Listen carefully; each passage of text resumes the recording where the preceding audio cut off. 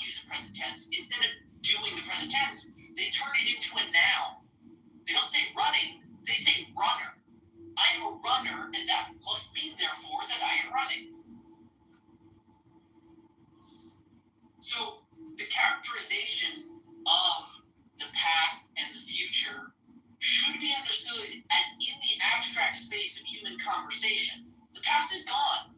It will never be. It's just for reference of the now. It's the only service that future or past does to anyone. It's just a point of reference so that you can explain the now. Yeah. So that the now can make sense in those points of reference. Exactly. Think about the reason why you grab for this thought of that memory or this personality trait. Because you're reacting to something. You want to do something. That is exactly moving away from the now into whatever it is you wanted to do. That's why, they try so hard to meditate. There is some truth to, the reality of the human experience, devoid of all of our descriptions and definitions about it. Yeah, words are the problem. But they're also, they're now. The now is just, it's like the super moment where if you're aware of it, it's a blissful state of existence in a way. I think you can hypnotize yourself and put yourself into a trance or a flow state in the now, and it can have therapeutic, medicinal value. The everlasting wow is happening now. Just one question quickly. Have you read The Power of Now, Edmund? I just did right now. Yes, I've read it. Okay, is it related to what you're saying? Because I have the book. Yes, it is. Eckhart totally goes deep into it. Yeah. Okay, thanks. Go ahead, Lisa. Oh, I got distracted by something else I was reading. In terms of the now, the reality is within you. But here was the alternate theory that I wanted to float out. Here it was. Humans are a life form. Life forms are a type of matter. Matter just exists and is fine to be broken or destroyed. Life perpetuates its own structure, continues it for whatever reason. But it is still part of the universe. It's not really distinct from the matter. It's just a type of matter that replicates itself for a time, and then it ends and replicates a different version of matter that it picked up. I was toying around with the idea, because it's a common scientific question as to why humans sleep so much. And, animals don't. Animals sleep significantly less. And I was wondering if part of a proper contextual framework to consider, life forms and consciousness and being and the true existence, what if sleep is the actual state that the animal desires? And that awareness is simply a defensive measure, when it needs stuff done. So the true state of the animal is in fact a state of sleep. And the reason humans sleep more is because we have comforted ourselves to attain a true state of Zen bliss. We are meditating more by sleeping. Yeah, you could say that, have you ever woke up and felt very refreshed? You make pass a bowel movement, you say, wow, I feel amazing. Meaning that when your body is doing everything. Exactly. But what's interesting is you're rotating, but you're also remaining very, very still. So it is like a state of deep meditation, and your body seems to do repair when you're in an extreme state of no motion. It's very, you're right. It is a little bit like saying, am I dreaming of a butterfly, or am I a butterfly dreaming I'm a man? And then the other thing about sleep is it's like the seventh day. You took, every day you rest. So it's like the Shabbos every day. Oh my God, this is very deep. The point is, now backwards spells one, which is like O-N-E. Humans have a lot more data to process and store long term. That's why they sleep more.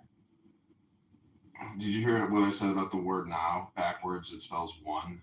Like you're winning, but you're also one with the universe or one with Hashem. No, it doesn't spell one backwards. I know, but as Mixed was saying earlier, philosophers play with words and make up words and understandings. Wait, but Mixed, what? Like that is not here. Oh, okay, show the. Oh, okay. Left just now. Just now. He is one with the now. Okay, it still shows that he's.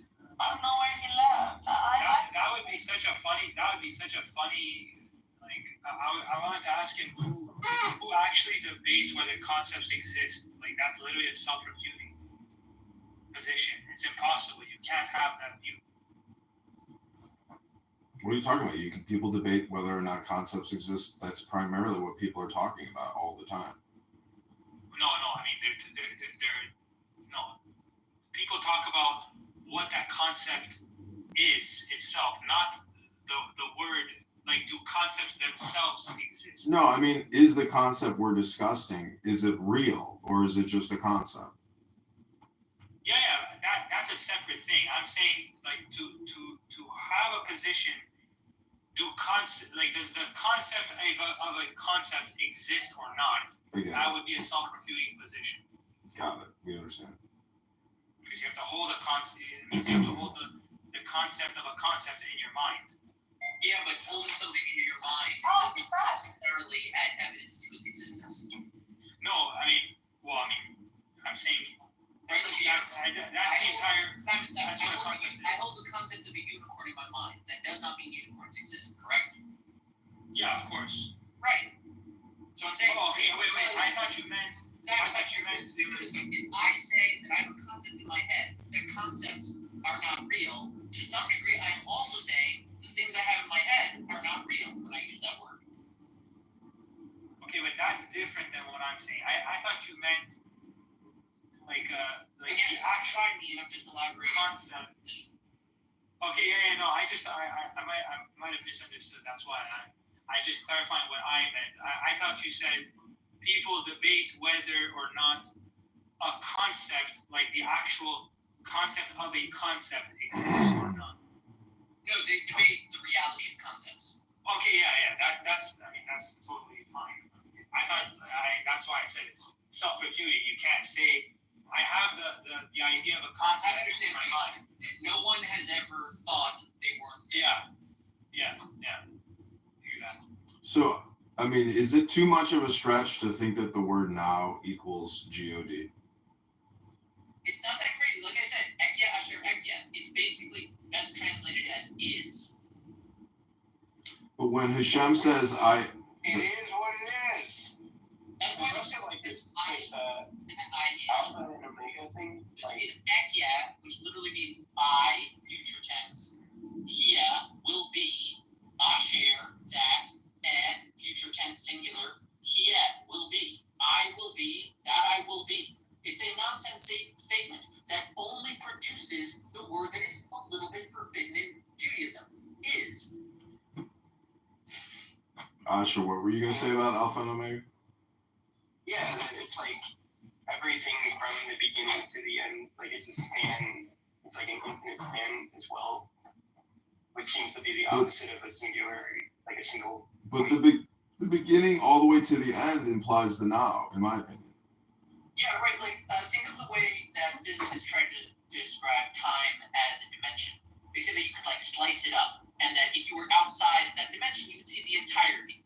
So, if there is an entirety, and that it's just an illusion of us to delineate between past and future, and it's all just there, and we're seeing it one fraction at a time, then, yeah, that's just outside of time. That's is. That's eternal is. That's because all of is exactly existence, and it's just right there. We only see parts and pieces of it. Is.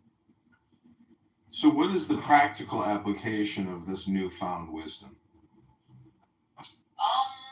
I don't know. I mean, like, if you contextualize it into your notion of God, of the creator of all things being synonymous with the identity of the true now, right? And then you add in all the other things that the theologists say, like, it's always, you can always approach it, but never quite get it. It's always misunderstood. And then, like, you can see how some of that commentary actually applies to the present tense and more, like all of reality, not just time. But yeah, you connect the concepts and then you see how well it plugs into the other formula. Isn't it a little bit like the Yiddish saying "Alles ist Gott"? Isn't that saying God is now as well? I don't know Yiddish, but could be God is now. I don't know what that means. I mean, it means all is God. Everything is God. You are God. This pen is God. This cell phone is God. All atoms are God. Yeah, well, I mean, What is consciousness? What is consciousness? And they say that like a table could have consciousness, but you need a person maybe to give it its consciousness or something. How does a person give a table? We only talk about consciousness. You gotta come up. For animals. Consciousness is the faculty of being aware of reality. Then why do you only apply it to humans and animals? Because how else would anything else What about grass? perceive reality? What about grass? How does grass perceive reality? I heard that it screams when you cut it. Or like a sunflower, right? Like it turns. Yeah, I'm just saying. How would a sunflower perceive reality? I mean, robots. Harple, I think. Robots don't perceive reality. Who always tries to debate the existence of God. The critique he has specifically is consciousness. And I personally think that consciousness is mostly an anthropomorphic term. We're talking about a human experience and things that are close to it, just like the animals. Like you could plug consciousness into any of the senses of humans and you'd find them in the animals. It's the same. I think that what the philosophers are talking about more when they talk about the prime mover is they're talking more about knowledge. Whether a thing would know all of the things that it designed, or if it was an unknowing designer of all of the things. Knowledge is different from consciousness. And consciousness is You're talking about Harpo, correct? Yeah, I think so. But again, there's a difference between knowledge and wisdom. Yeah, but I was going to say wisdom would be knowledge and wisdom could prove the same thing. It would depend on how your definitions divide up the abstract spaces of words we use to define things you know, understood, understanding, insight, intuition. These are all different words, and wherever you want to slice them up is based on your language. So, like, as a practical application, if I look at my hard drive and I see all the photos that have been recorded, like, those are observations of reality that are stored. Like, would you call that knowledge? Or You can still only experience those now. No, that would be the equivalent of a library. A library has records of tremendous ideas, but the library actually contains no ideas itself. Yeah, okay. Your photos are records of experiences you had and could have seen, but instead you have like a camera, and the camera took a record of what you were seeing at that time, or some approximation.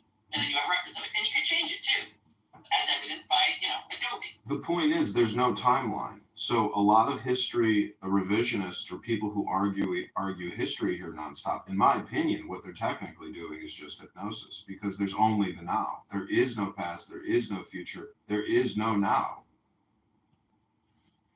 I think I would say what he just described would be knowledge. I mean, just looking No. out into reality. No.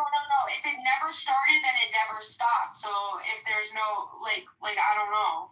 I'm saying you can say there is only now, and then you can immediately say there is no now. So what I'm saying is people who do these history lessons about the Palestinian-Israeli Gaza conflict going from 1920 to 2025, they're really just doing hypnosis on here. They're not in the now. They're not being pragmatic. They're not actually improving their life, improving the world. They're just doing basically a recording from their memory, but it's still not as pragmatic as the now, if that makes any sense. Well, I disagree with you a little bit. Like, the reason they're producing it, I agree with you, is to distance away from the now. They are rebelling against the now, resisting the now.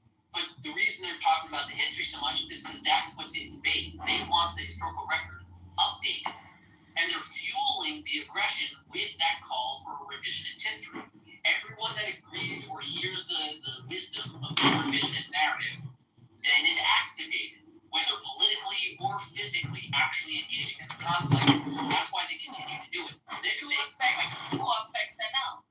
Exactly. They're trying to change your context of now. Your context of now is that Israel started 70 years ago. It was some kind of a solution for old people back then. But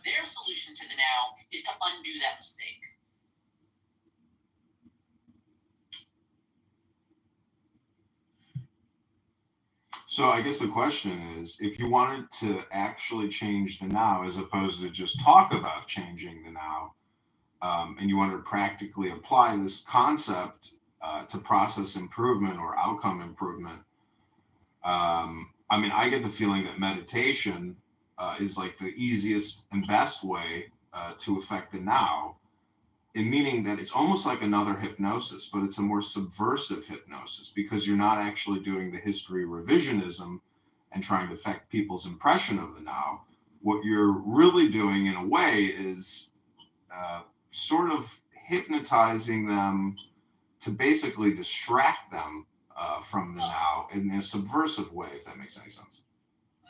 Meditation would be a self-hypnosis, so that you can affect your now and not allowing external circumstances to dictate your now.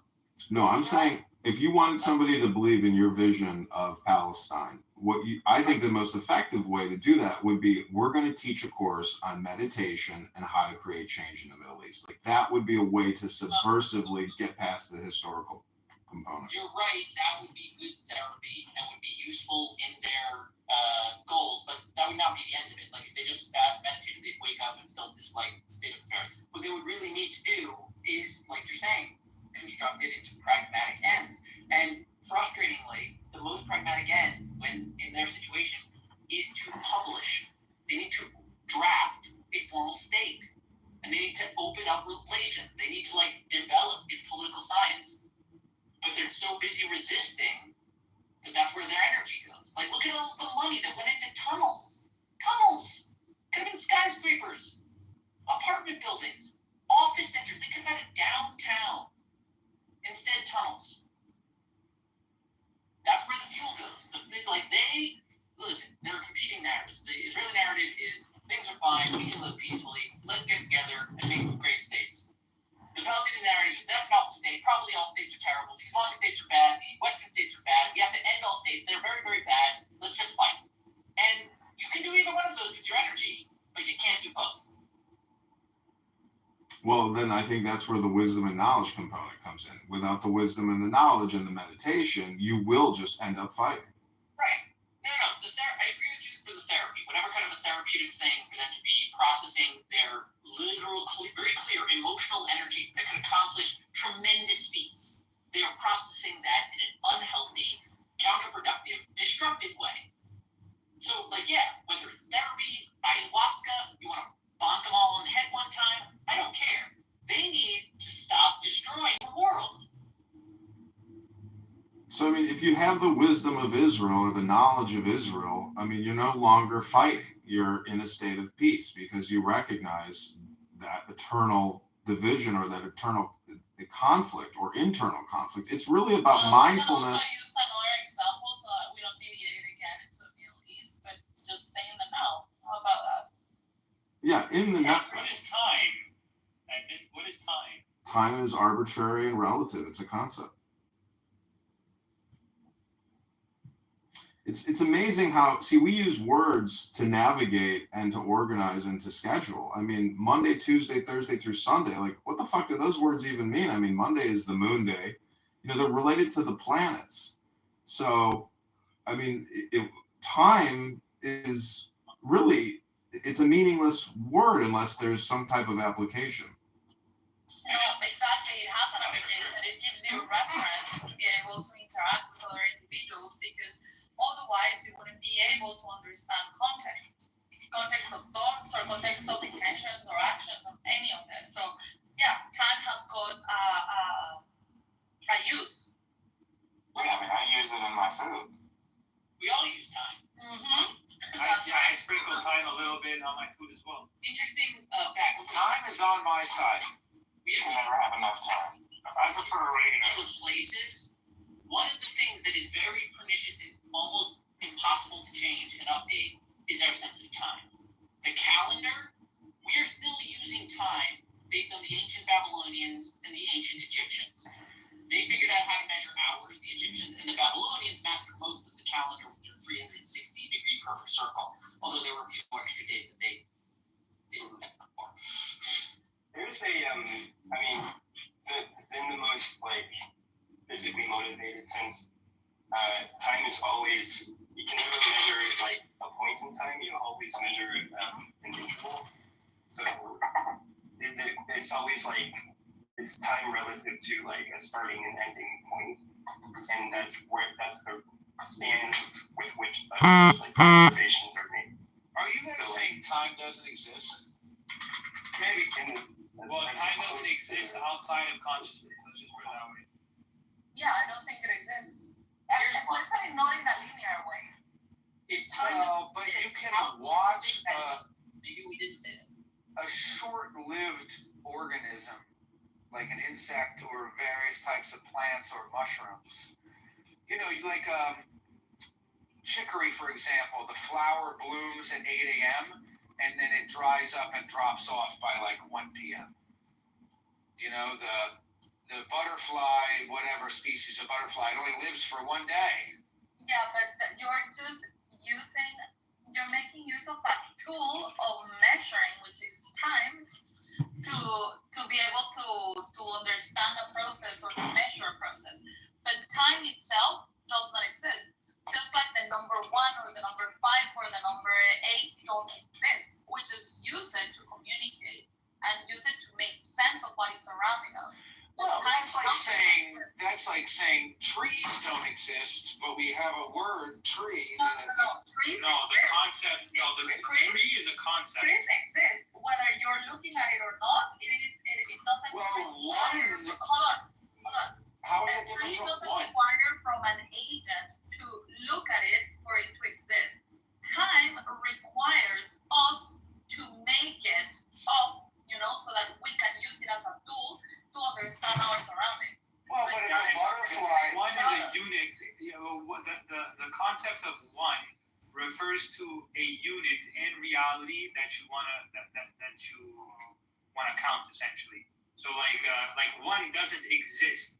The amount of units that you're trying to organize in your mind does exist because that's what you're counting one as. But that's not the same as saying there's a tree out in existence. The one is a representation of the unit. One is and the the amount of trees. longest number that could ever be.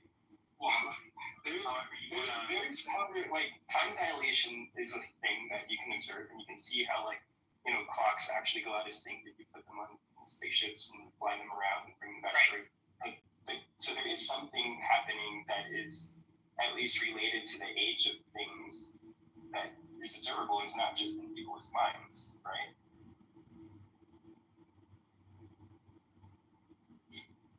But does that prove that time exists, or actually that time doesn't exist because things get unsynchronized? So time is very relative.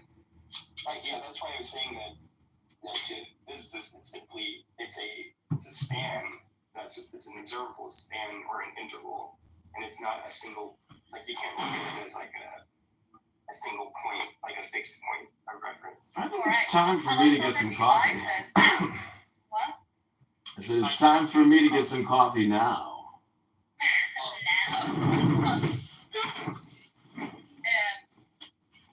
So the device that we have created to register or record time does not work in all contexts. So is our device faulty, or is time faulty, or is the context faulty? So what is really time? Because if time is really universal, it should pass in the exact same amount or speed or whatever, whether you are out in the universe or you're here on Earth, or you're traveling at the speed of light on a spaceship, But it isn't. So what is time? Time does not exist, not as a universal law.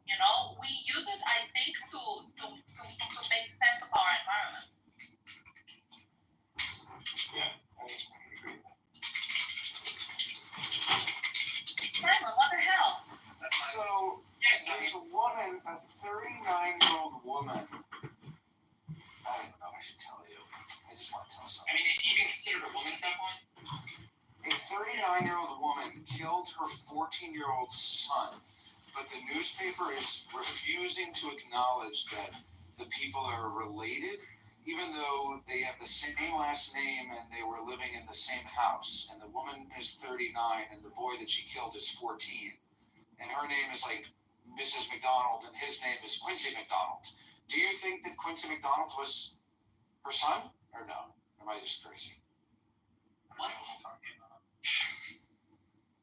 I just heard Miss Quincy McDonald and son. I told you I probably shouldn't have mentioned it. Should have just kept that. That's okay. We got over the hump. Yeah, we got there. Yeah. The question about time that I was going to say is, if a butterfly lives and dies in the span of a single day, does it experience the passage of time? Yeah, totally. There you go. I proved it. So Dr. Jordan Gruber is in the audience. He is a microdosing, publisher, and so I'm wondering, how does microdosing impact the now? What? I asked, how does microdosing shrooms or cannabis impact the now? He asks about microdosing. Who are you asking? He said, was Jordan Gruber in the audience? Mr. Gruber, your X handle is not working. Jordan Gruber. Unless maybe he blocked me, it's I possible. love the fact that this guy owns the domain enlightenment.com. That is so base. I just want to say, some of us are black or half black. Speak for yourself, huh? Fair enough.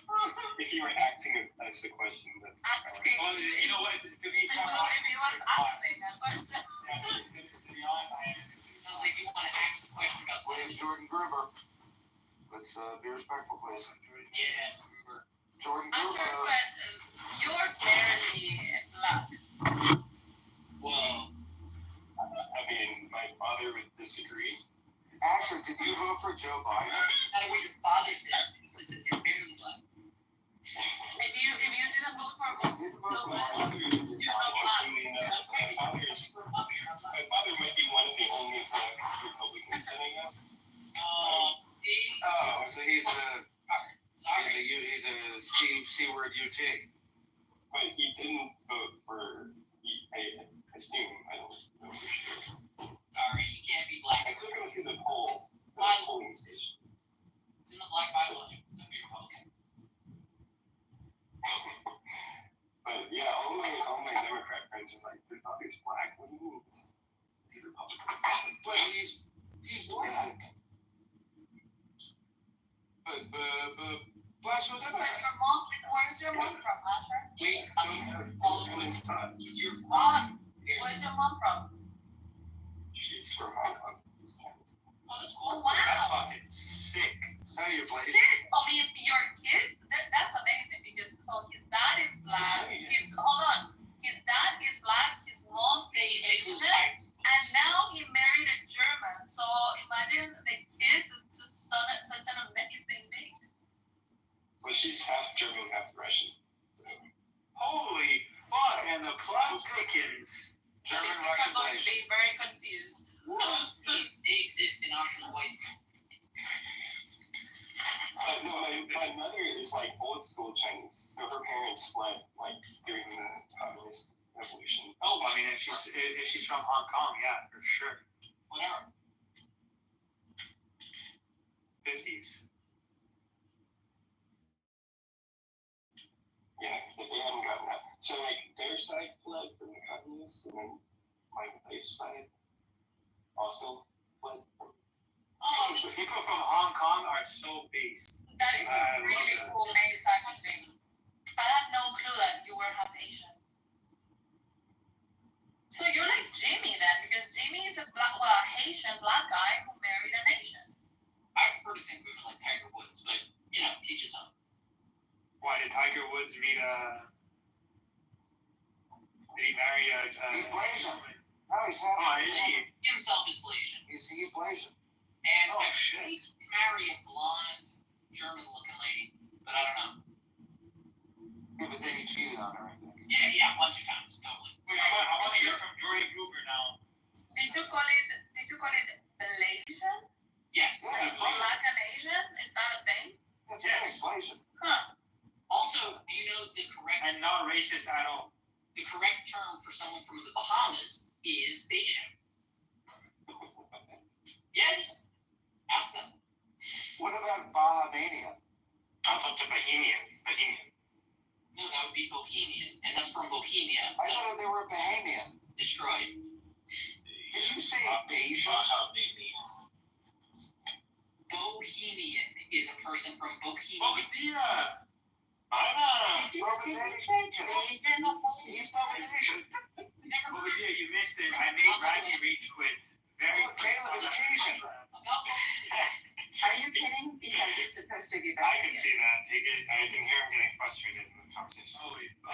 No, people from the Bahamas are Bayesians. They're Bayesian. I think it's only happened like literally like 2 times. They're not Bahamians.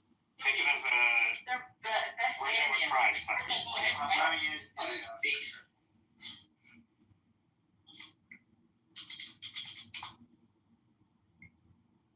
Yeah, I told Randy that you were very happy that you were able to make him quit. Now that you believe that you won.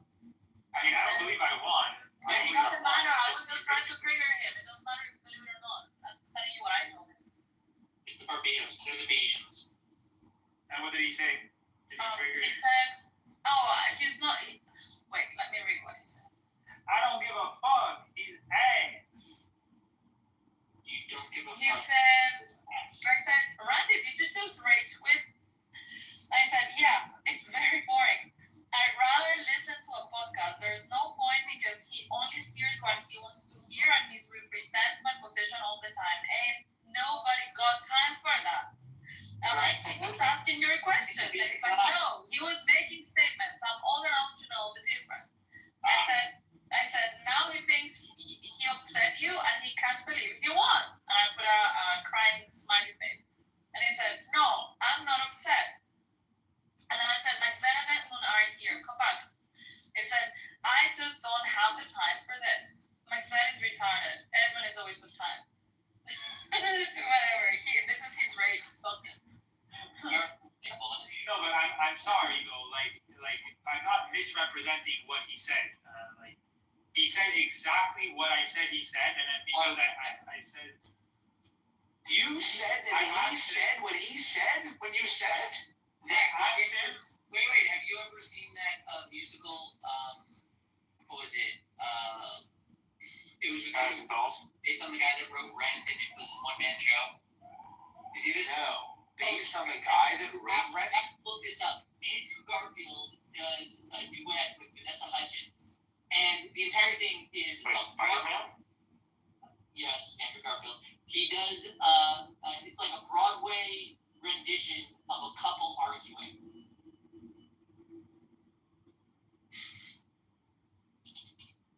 It's very, very good. It goes like, I don't remember. But the conceit of it is that they're both functioning as like puppets, and they dance as puppets with smiles on their face as they're singing the sort of endless loops arguments get into. It's very fun. You like I'm gonna look it up. Tick, tick, boom. Tick Tick Boom, thank you. Oh my god. I kept thinking incredibly loud and close or whatever, but extremely loud and incredibly close, but no, it's not that one. Anyway, I think that there was no need for Randy to rage quit. It was being a good conversation. He was upset because Simon pointed out he was dumb on what issue? No, we were just talking about what we were talking about. It was just the three of us. Okay, basically, I asked him to demonstrate why my position is wrong when stating that something about meta ethics, and then he goes, "Well, I reject your premise entirely because I believe in the afterlife." I said, "Okay, so if you reject my premise, then what evidence is there of an afterlife?" And then he went on like this whole thing, like he goes, "Well, it's not up to me to disprove.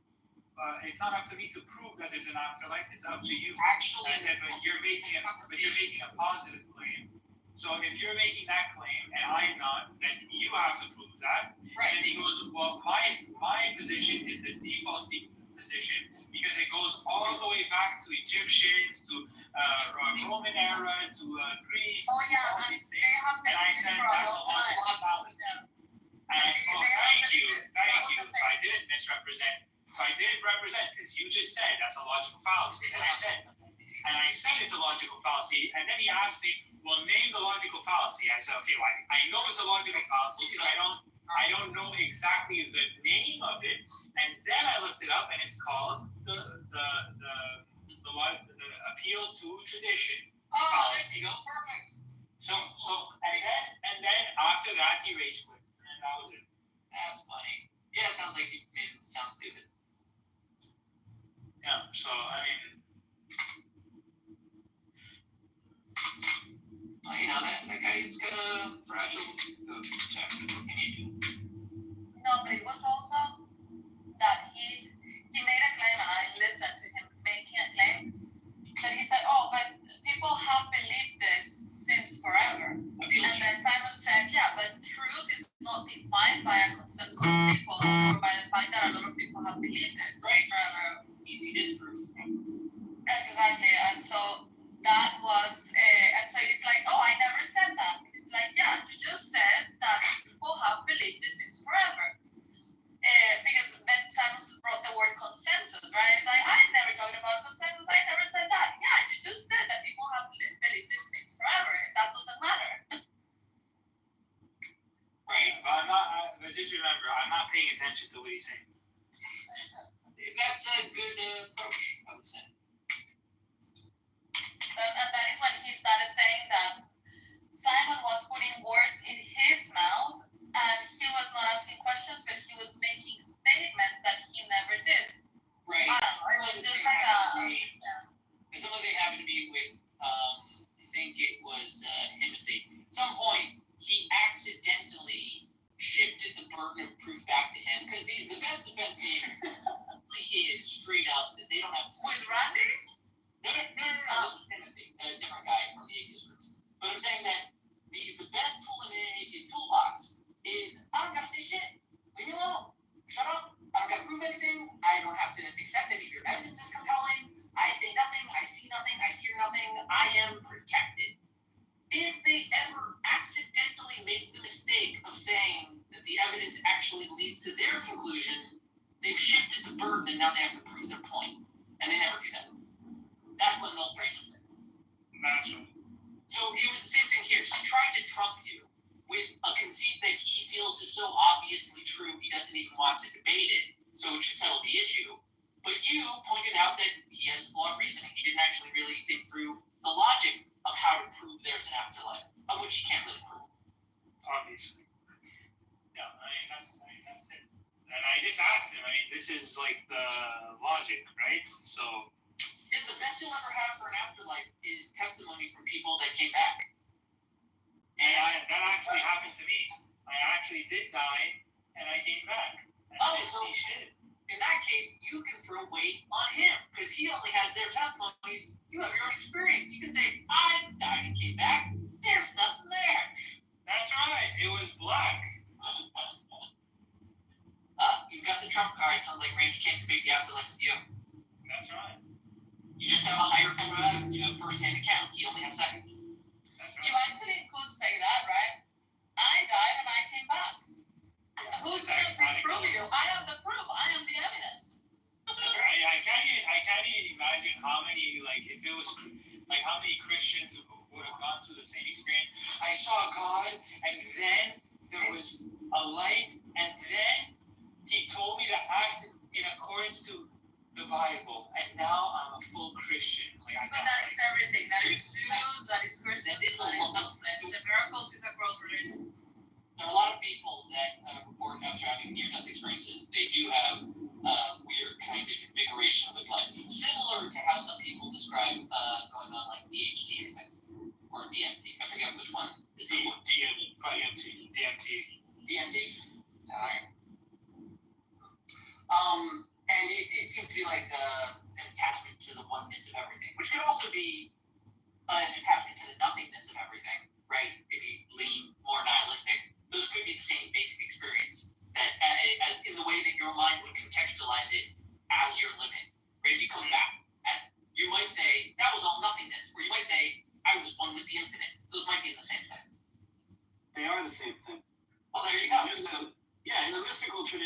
things are the same. You and your Ein Sof, get out of here. Yeah, come on, get on this train. Let me ask you this, Rabbi. If it's Ein Yeah. Sof, how did you label it? When's it Ein Sof and when's it Sof? Well, that's the whole thing. The Ramban says that Ein Sof is not really nothingness. It's just the thinnest kind of material existence that there is, but it's imperceptible. You're telling me that the rabbis take the philosophical question on whether or not nothingness exists, and they say, no, it can't, but it's really, really small, and we're going to call it nothing. That's correct. That's hilarious. Such a rabbi answer. Exactly. It's a beautiful rabbi answer. It is, because it really just splits the difference. The whole problem is you can't conceive of true nothing. Every attempt is a failure. So they're just saying, no, isn't there, nothing. But if it's really, really, really small, you might as well call it nothing. Like, you got nothing better to do. Well, but it's not nothing as in the sense of Small void. I understand. no, it's not nothing in the sense of void. It's nothing in the sense of no thing, as opposed to something. Right? What does that mean to you in contrast to void? Well, void is empty. Nothingness is just undifferentiated stuff. Okay, so you would say that there is stuff in the nothing? Oh yeah. And you would say, okay, so you would characterize nothing as more chaos, Unformed primordial spiritual essence. Oh, I see. So you say under Kabbalistic reasoning, the Ein Sof is almost compatible with Plato's notion of hillic matter, meaning unformed matter, which is obviously impossible to our minds, but theoretically we can divide the concepts. And his idea was matter was always there, but it didn't have a form, whatever the hell that means. Yes, it's very similar to that. I hear what you're saying. That's not the craziest way to tie off the idea of nothing. But how can something come from nothing, and how can words create something from Not nothing? really nothing. If you push them to say that it's actually nothing, they'll say it's actually something down there. We're just calling it nothing.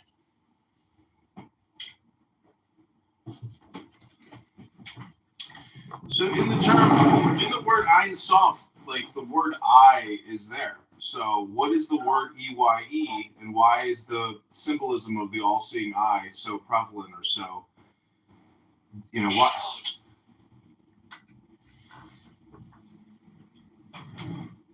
You know, Colin, I do debt management, and one of the debtors is called Ein Owed Capital, and everyone calls him Enon, because like on the emails it's ENOD, their website is ENOD.com, and I'm like one of the few people that acknowledges that it's two words. That's very funny that would be that ain't owed. I know. They don't have anymore. They're 100% linking. They're going like, no, That's very funny. It's funny. Jews are funny. Because how much of your work is like accounting or tracking as opposed to just submission and form filing?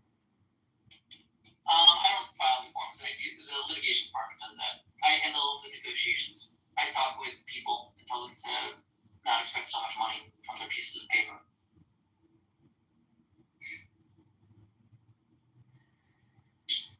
So why is the now so difficult to grasp? I mean, it's such an easy word, but why is it so complicated? Because that's not why our consciousness is here. Our consciousness isn't here for the now. You want perfect now, go to sleep. The consciousness is here for the past and the future and to do all the crazy, cool, abstract coordination and for some reason take us to the moon. That's what we do. Like, you want the true, like, conscious state of the animal, I think you probably want sleep.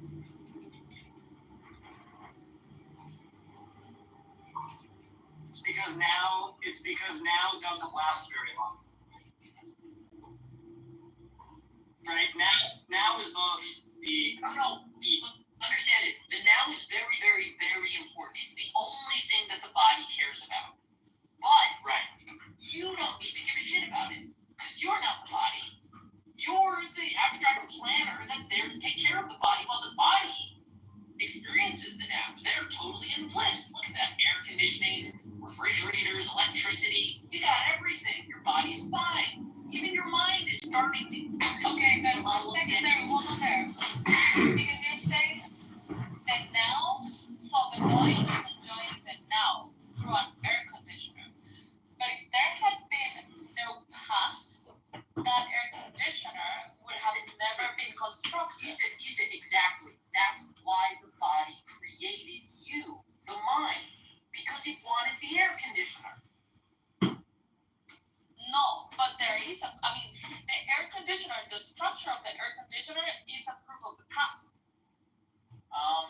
it's proof of the inherent nature of the universe that is true at all times, right? Because it didn't appear there. It required. Well, let me put it this way. He said, if the air conditioning ability was only true in the past and only true in the future, it would be completely worthless to us.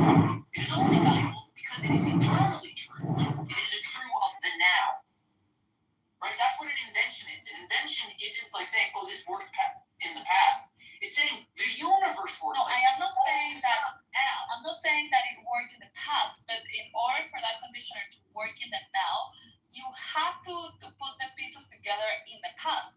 And while you were doing that in the past, the air conditioner was not existing. So the air conditioner in itself, it's a proof of what has been.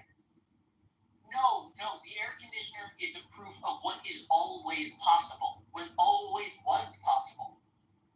It's a state of the universe, and all the complexity of human experience, right? From the perspective of That's fine, but you're not addressing my point. What's your point? I'm sorry. That the air conditioner, when it was constructed, when it was built, that was in the past. So the past exists, and the air conditioner is reminding us that there is a past.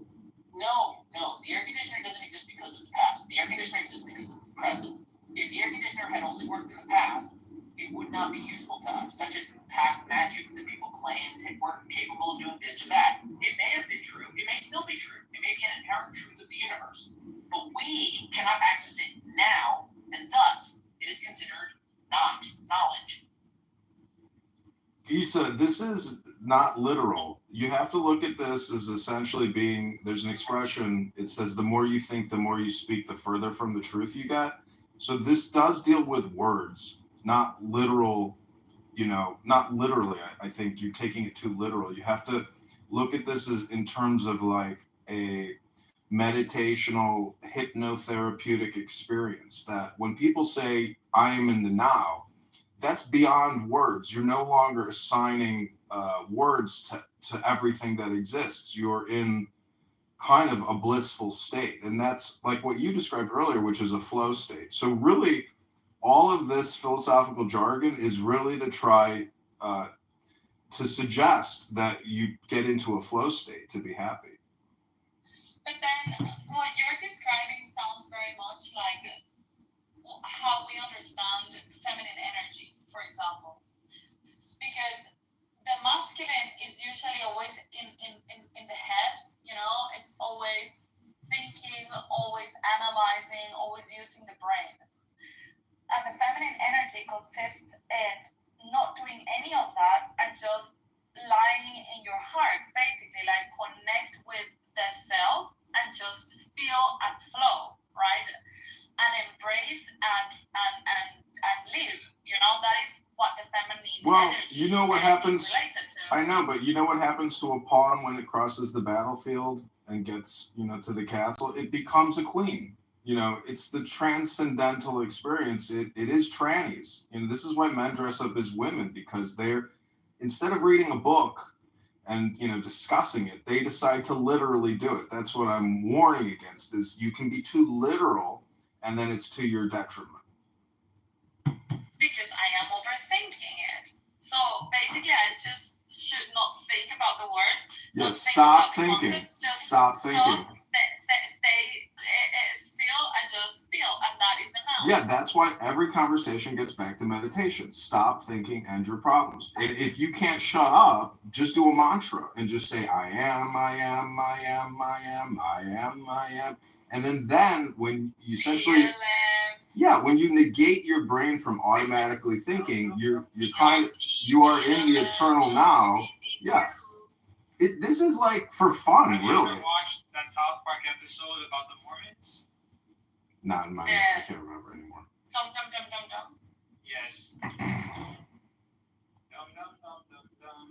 See, this is what everybody needs on this app. All of these years of Israeli-Palestinian debate rooms have essentially created a massive amount of brain rot for people. So if you can help them come to some type of a meditative therapeutic experience and be in the now, you might actually have a form of coexistence, though it's not likely. No, it's not likely, just because these are people who are anti-civilization. They're also dealing with the now in a very different formula. They do. I agree. They hold by an eternal now, but they deny the existence of the non-Islamic now. See, the problem with the jihadists is they think that the blissful state is after they commit the terrorism, as opposed to being now. And that is the biggest formulaic, problem with a Muslim, is that if you are a Kabbalist or a Christian Kabbalist, the Garden of Eden is now. It's not after death. And that's what the earth is. It is the Garden of Eden. And unfortunately, we have all been hypnotized out of believing that we're in the garden now.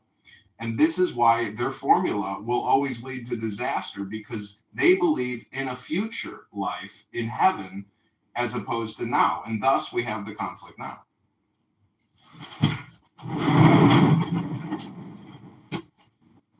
Every time we have this conversation comes up, I always think about that scene in Spaceballs where they're like watching the movie as it's happening. Right. And they're like, what's happened to then? You missed it. When? Just now. When will then be now? Soon.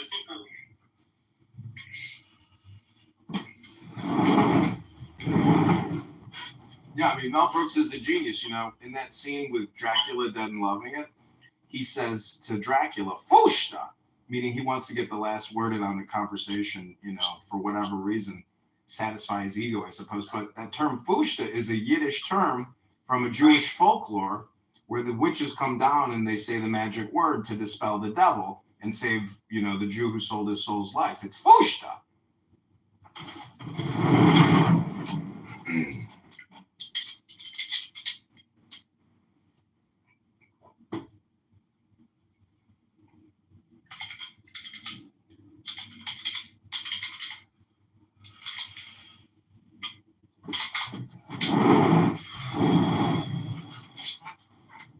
I don't know. There's like an inversion of it as well. I think in Japan, like the Zero fighters or the kamikaze fighters.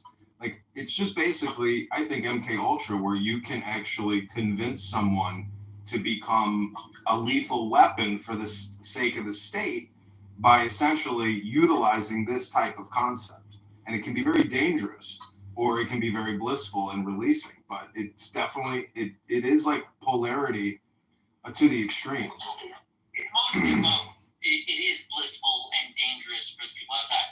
It's mostly like cult techniques. You can't just like force people and socially condition them and have warriors. Or you can be like smarter, longer term planning about it, seed it into the religion, into the politics, into the racism and prejudices. You can do it a dozen ways.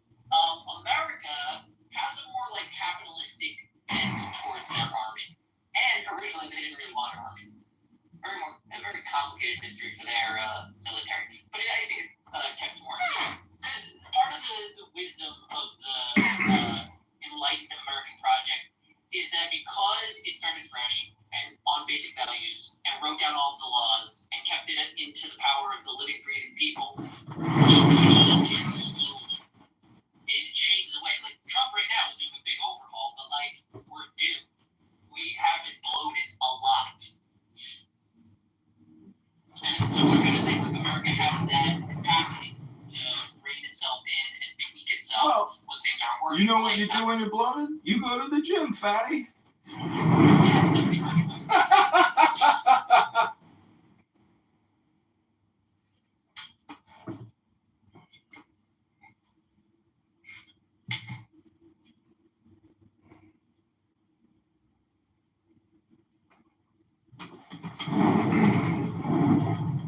I think it's kind of funny how this is like heretical, essentially. You could go into any Christian or Muslim room right now, and they would vehemently disagree with this concept or sentiment, and they would thus get nowhere in terms of progression. But doesn't the now essentially deal with ego death, where, like that joke where I'll have one with everything from the hot dog stand, but the concept of ego is Freudian, and thus you can't touch, taste, smell, or feel an ego. It's so conceptual, it does not exist.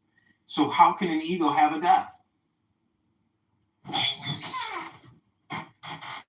So what are other terms for awareness? Mindfulness, What are other terms?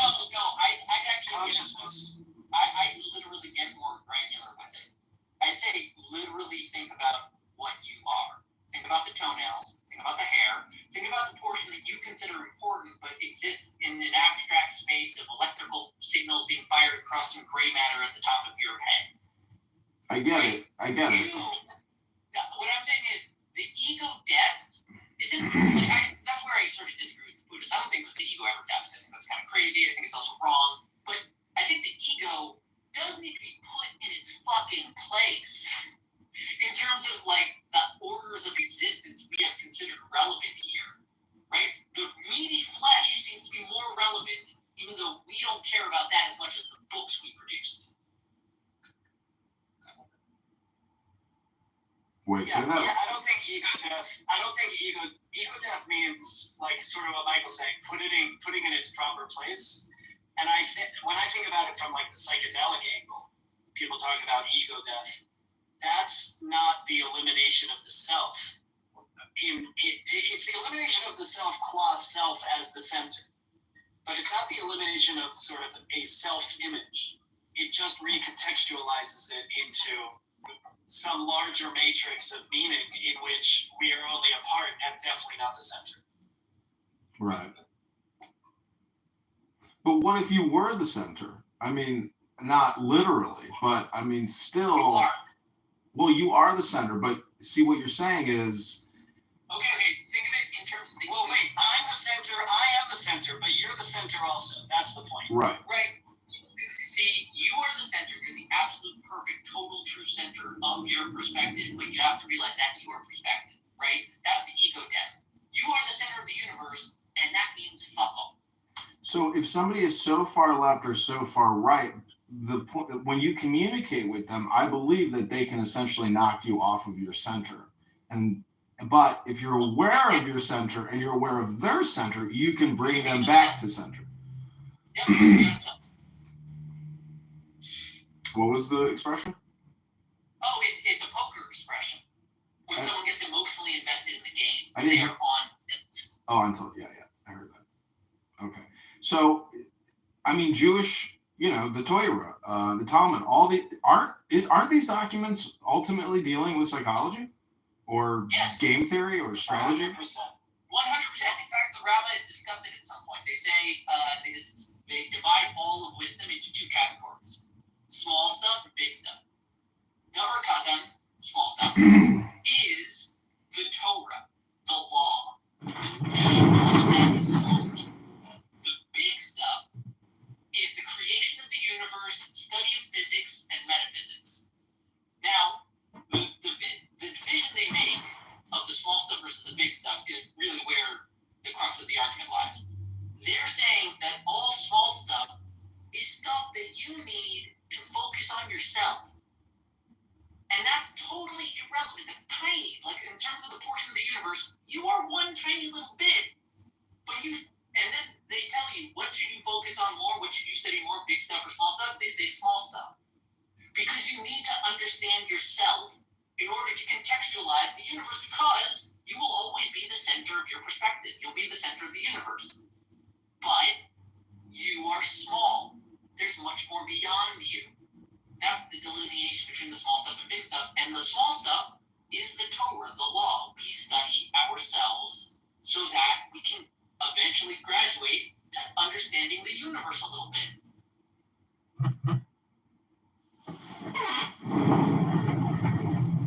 So from a Christian perspective, I mean, and the Son of God, that type of heliocentric or Platonic, I mean, all of that is dangerous to investigate if you haven't yet investigated yourself. You will project. You will want the earth to be the center, or the sun to be the center, or for there to be no center. You will project unless you fully remove yourself and are honest with what the universe truly is. You need to know yourself so that you can remove yourself from the equation of seeing what's actually going on.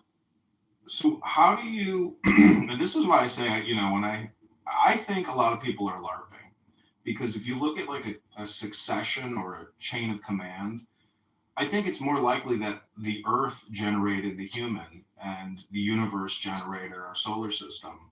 So, I mean, doesn't it ultimately just become meditation and therapeutic and not literal? And if you take it so literal, you're likely to do something terrible like October 7th. I mean, don't you think there is a chain of succession in the No. universe? Do you think, wait, I have a question. Hold on, I have a question. Do you think, is LARPing pejorative in your No, sentence? no.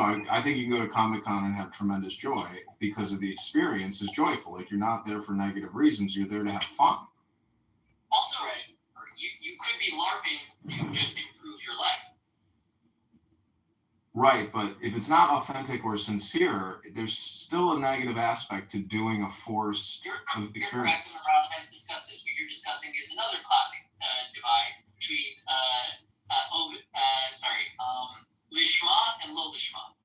Lishma is performing a commandment for its own sake, not for any ulterior motive at all.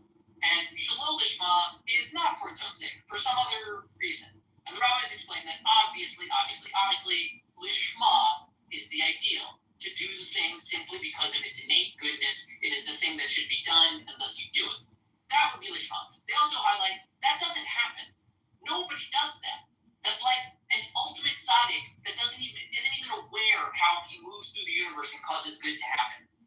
That's a rare individual. But you gotta add the next idea from the rabbis, which is okay. So everything is Lo Lishma. Usually there's an ulterior motive. You want to impress people. You want recognition. You want some of the benefits that come from being a good person. There are a lot of blessings that come.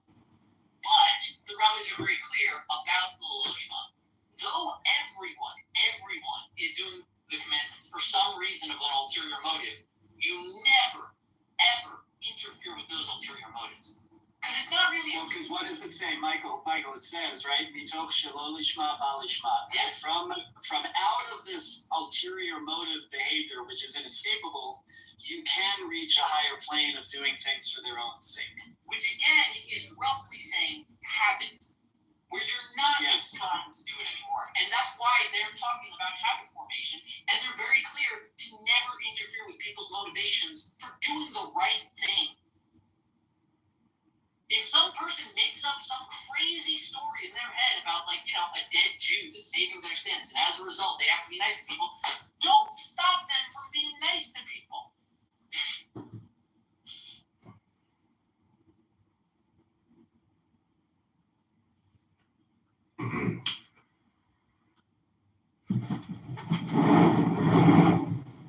So I usually ask this guy Nathan, who has this Christian room on here, nice enough guy, everybody's, anyways, the point is, if you understand this psychology or philosophy and you wanted to pragmatically apply it for the benefit of others, why in the world would you continue to go on and on and on about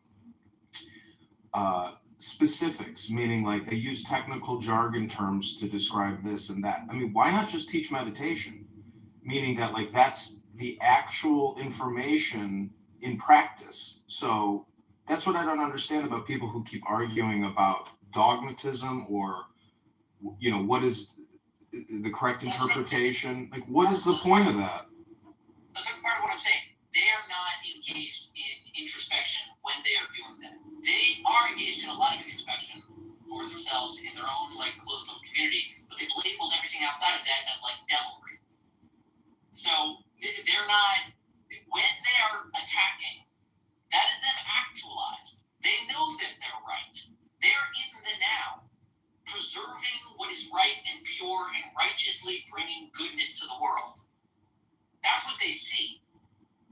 But they see that because they only do introspection within a tight community, in a tight formula. They have a closed circuit of how they reach enlightenment alone. I know, but I'm just saying that the comprehension or the integrative knowledge would tell you not to do that. That you're wasting your time and you're wasting other people's time who need help. Well, let's think about it this way, right? The Rambam would say something like this. There's two kinds of people. There's the people who require the technicalities of the law,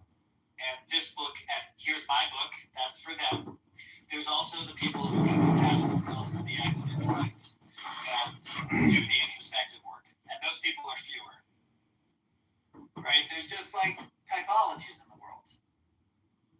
And the system is not like, even though the system is designed to produce the amazing philosopher, genius, prophet that can enlighten us all about the nature of man and the path of the universe, like, it's designed to produce that, but it is designed around a community. It's a family project, and everyone participating assists the greatest to rise up. We are aware that not all of us are Moshe Rabbeinu. We like anoint one guy when we find him if he's got the credentials, and we're very, very picky. But like, we submit to the law, and then out of that we see fulfillment, right? Because the law is creating a framework. The law is an acknowledgement of the communal aspect of people. That you can't just have Stoic philosophy, right? You're just going to be a beggar or a bum, cut off from society, like Noah. That was his approach when he was surrounded by evil. He just had to be a hermit. But it's not sustainable, as Noah illustrated. He couldn't change the world out as a hermit while everyone's robbing from each other. It needs a community. It needs a family. And it was built on the backbones of Abraham. He fortified the family, built the idea, and then it grew to their exodus from Egypt. Thanks for that. That's interesting. I like that. You should read a book called Jewish Meditation. It's by Aryeh Kaplan. I don't know if you've ever read that or encountered Aryeh Kaplan. Yeah, I have one of his books. Yeah, he's a genius. Died way too young. But he talks about the central prayer of Jewish practice, the Amidah, being a meditative discipline, in its essence, and how to access those kinds of things. Yeah, I've got that. I've got one of his books. I mean, I like doing, sacred chanting. One time I heard you, Caleb, sing a Nagun. I think you said that your like grandfather sang or something. It was like an ecstatic moment for me when I heard you sing it. Oh, Nagun. And Caleb's got a great singing voice. Thank you. Just because, you hear so much animosity, rage, anger, hate, despair on this app. And, when you hear somebody sing a song, you're like, oh, isn't that beautiful? It's just like, why can't we be like that all the time? That's why I say it seems like so many people here are technically in need of therapy because they're not teaching therapy or they're not discussing therapy. And they're really just, in my opinion, driving themselves and other people crazy. I mean, if every second sentence is the Jews and you get arrested in a lobby and you're attacking a Jew and then you crumble on the floor crying on your suitcase in your high heels, like maybe you really did walk 7 miles into Manhattan.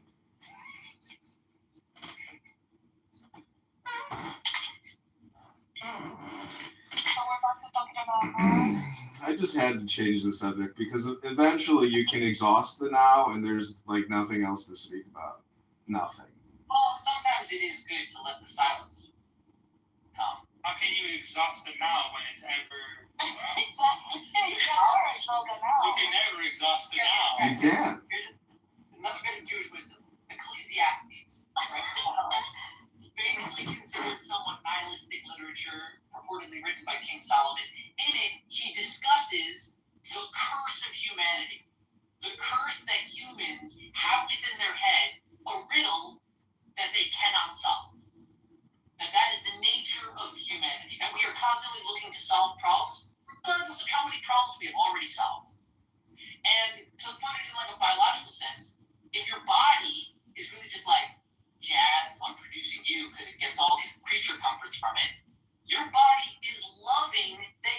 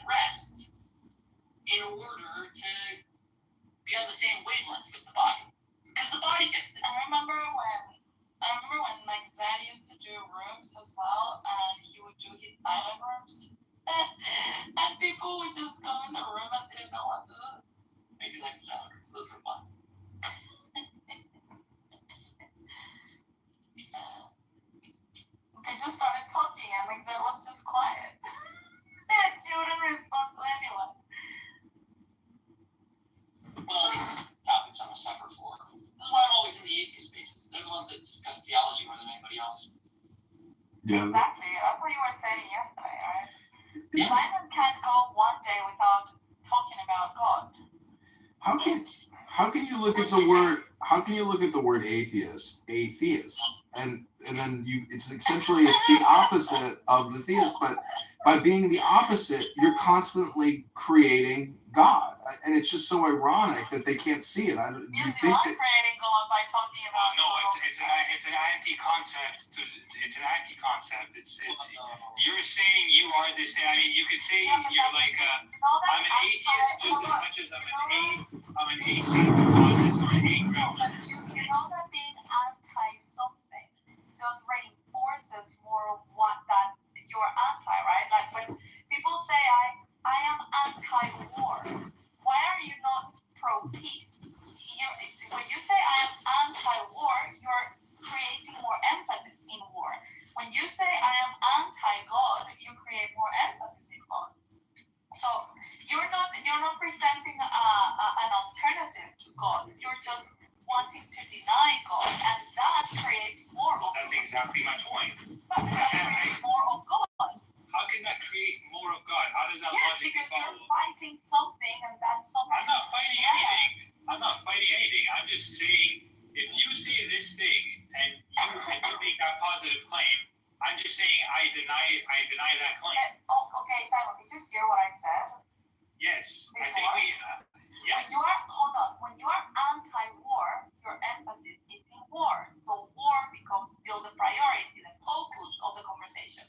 If you're anti-whatever, What's the definition of whatever, anti? you create more of the conversation around that. Instead of just opposed to just ignoring it and creating an alternative. For example, being pro-peace, so that your hypnosis, let's say, doesn't focus on war but focus on peace.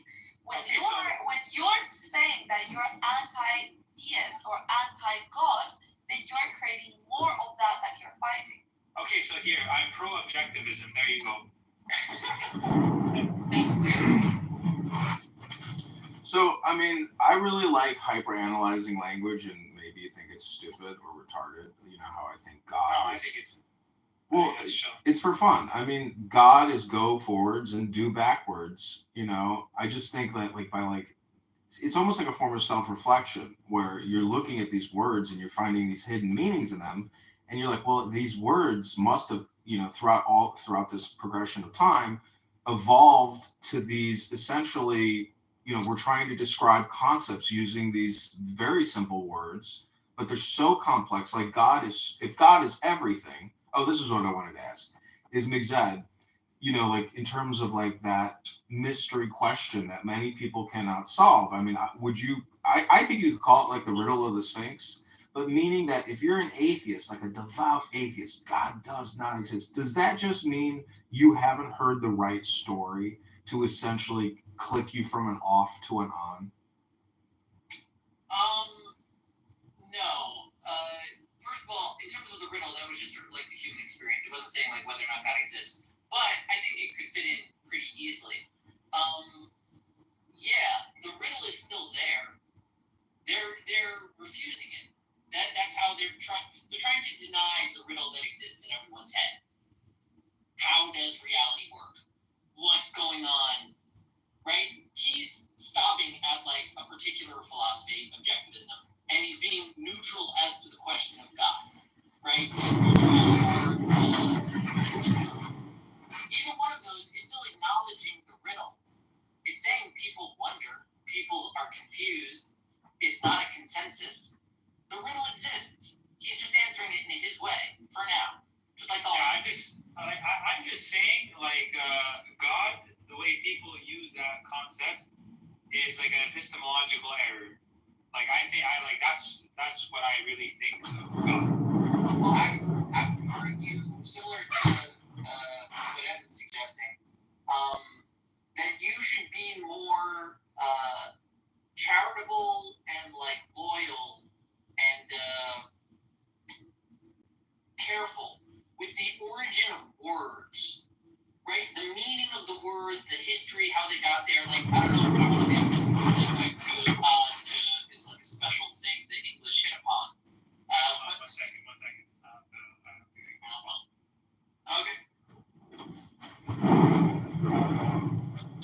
know, it's funny you said like that is technically an English innovation, and it's so stupid, but is actually somewhat of a linguistic innovation. See what I'm saying? Meaning that or means nothing, but yet it's still an extremely important word. It's not important. It's important if you know it has no importance. If that makes any sense. A little bit, yeah. There's similar words like that, like in English from England. Oh, so this is what I wanted to follow up with. Technically, going back what to Simon was addressing, or what you told him, is meaning that if you have this advanced knowledge, if you're an atheist and you're getting so angry and spending all this emotional time on this app, I don't think you get it.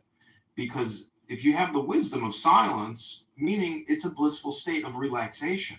So if you are getting so worked up and you're so invested in this, I don't think you get it. And thus, that's why you're here. This is like a simulator for the truth. And people who get so emotionally upset and it just dominates their life, they don't have that knowledge, and thus that's why they're here. They're here playing with that knowledge. But that's why I say it is a complex riddle. So if you can actually pull out a pen and paper and prove to me that God exists, I think there are people that can actually do that, meaning that using words, you can essentially put out an equation saying, this is my equation. Why don't we compare your equation? And some people have absolutely no equation. I mean, you could say I am equals I am, or you could say God equals God, or gold equals gold. Do you see what I'm saying? Like, there's simple ways to essentially get one-to-one. But all the people on here who essentially are emotionally out of balance do not seriously get it, in my opinion.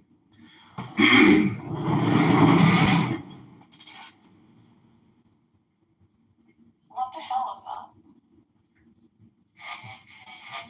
Yeah, what the hell is going on with the microphone, dude? It's horrible. It's just a noise. It sounds like you've got demons in your phone. That might be the pro-Semite I love Jews inside of him trying to get out. No, kid, it's horrible. There is it's horrible. Just disconnect your microphone or something. It's our new anti-Semite blocking technology filter here on Clown House. It's so sad having found Keegan him getting into his microphone. Careful that it doesn't explode like Hezbollah. Do you like my PTR? You said is it very pretty? Oh, who is that? Keegan, don't change the topic. We've been talking about balance, stillness, equilibrium, joy, bliss, ecstasy. And Keegan, do you think that if every second sentence is the Jews and you're an anti-Semite, it might reflect on your own consciousness, meaning that you as a man aren't fully integrated? You know, that's a really good question. I don't believe every second I waste. I mean, I'm not on Clubhouse, every single moment of the day, just while I'm at work. I mean, people don't see me on Clubhouse at night or on the weekends when I spend time with my family, with my children. But here you are right now. Stick to the question. What did I ask you?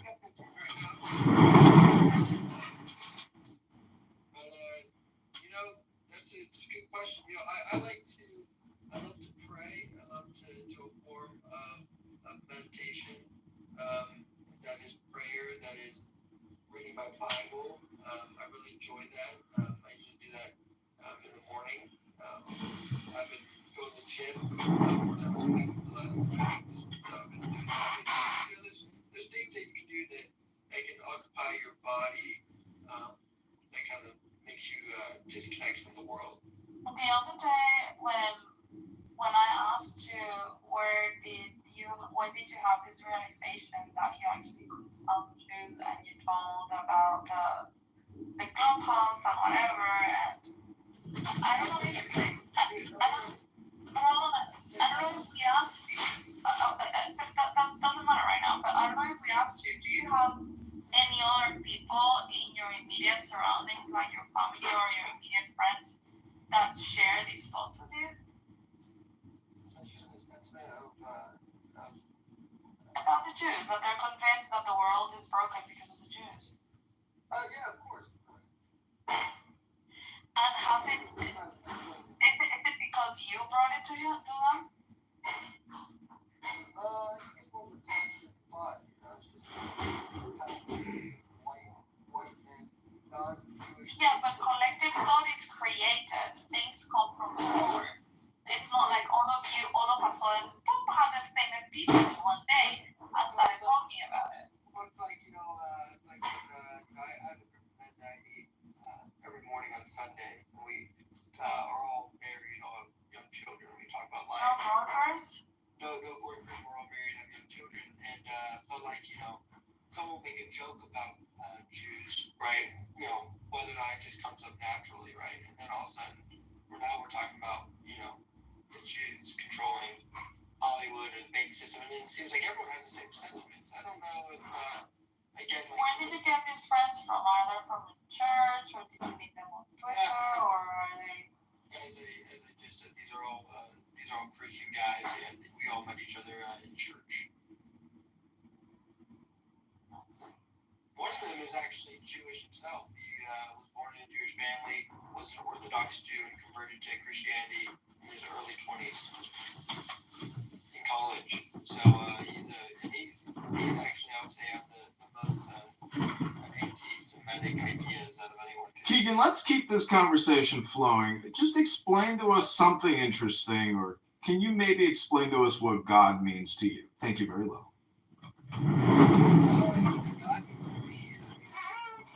God is a deity that has created a complex system, which is what we see here in the universe, and then allowed those complex systems that he did create to create complex systems as well, as we see around us.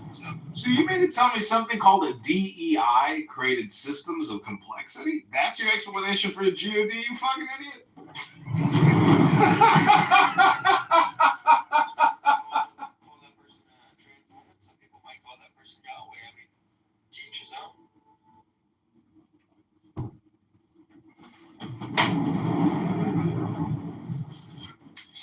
What I'm trying. Trans women are God. Is that where the conversation? Keegan, what I'm trying to tell you is, if you're a smart man, if you're a cultivated man, you don't spend your time attacking 3-letter words. You attack yourself, because every man is his own worst enemy.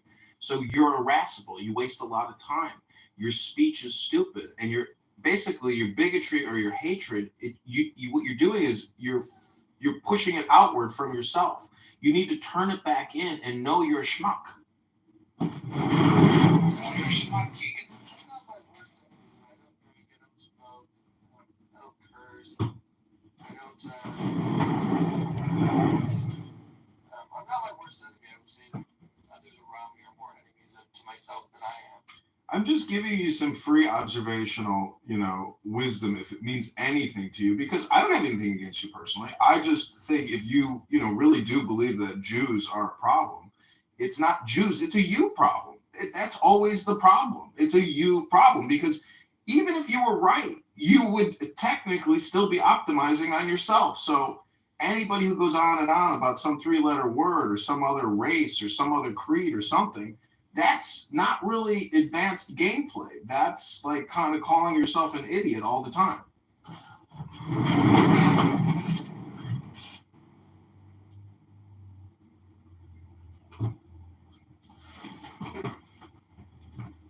Silence is yes.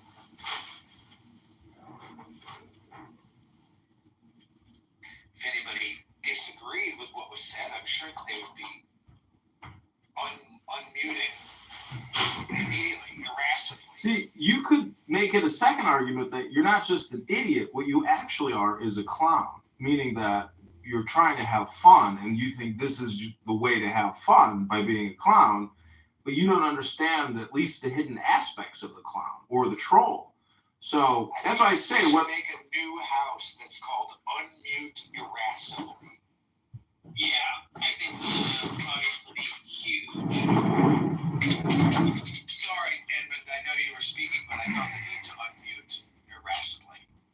No, I mean I've read that book. I have a bunch of Maimonides books. Maimonides, there was a slip. It's true. Maimonides is my mom. I mean, that's the wisdom. Like, until you read Maimonides, I don't know how you can really call yourself a Jew.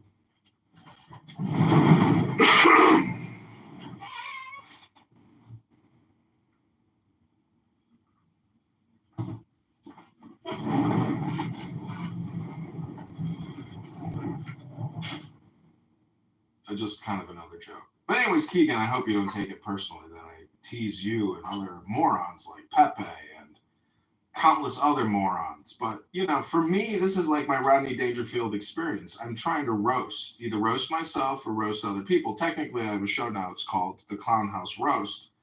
But it's neither here nor there. The point is you are a participant, and I appreciate it. Subscribe now, please. Admin John, subscribe.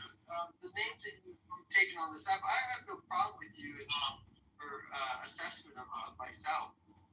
But I do like to compare people's lives to my own. As a 26-year-old, what have I accomplished and what has others accomplished when they bring these things to me? Either they hate the sentiment that I bring on the app if I talk about Jews or black people too much.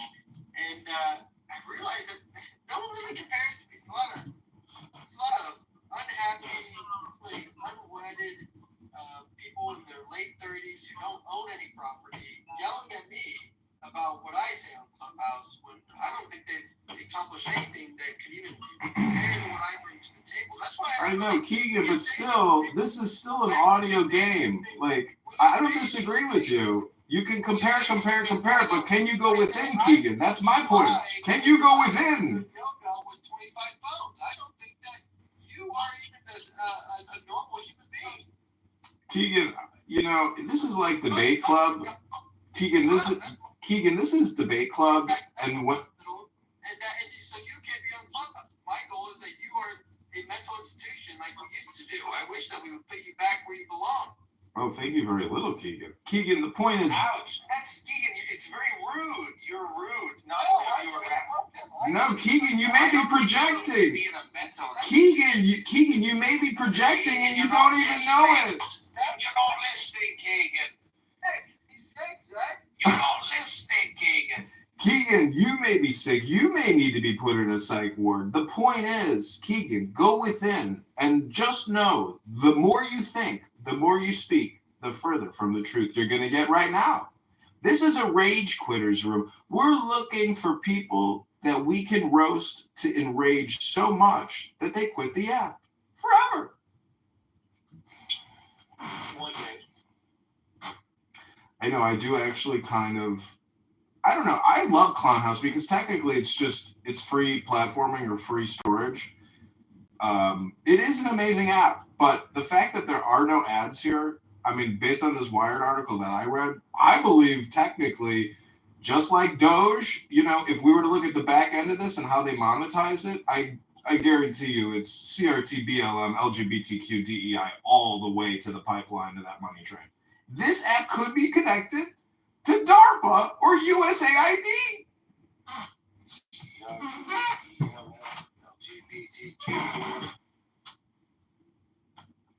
So we've been talking about the now for over an hour and 13 minutes. It's been an exciting morning of revelation. Keegan, I hope you'll watch the replay because you came in at the tail end of the conversation. But I'm sure if you were here throughout the whole thing, we never would have gotten any beautiful points out because you probably would have interrupted and deflected all the time with all kinds of stupid shit. The point is, I encourage you to watch the replay on my multiple YouTube and Instagram so maybe you can get the insight you're looking for. McZed, can you possibly help illuminate us as to the answer to the secret riddle question? Thank you. The riddle is the answer.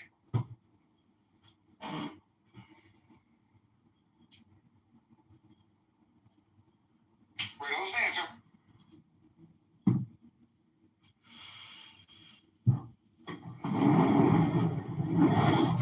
So, many of you may not know that I'm a world famous actor and I played FDR in the Broadway show Annie. But I just want to let you know that if you look at the word performative, It's performative. So formation is creation. And I don't know why people do unrecorded rooms. I don't know why people don't record what they do here. Because it's mostly performative. Everyone here is technically a Shakespearean thespian, but you don't even know it. Or you do, and what you're doing is performative, which is like LARPing, which should be fun. And if you're not having fun on this app, you are the problem. The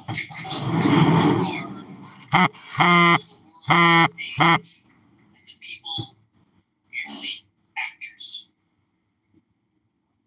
To quote the Bard, life is a tale told by an idiot, full of sound and fury, signifying what, McSett? This one?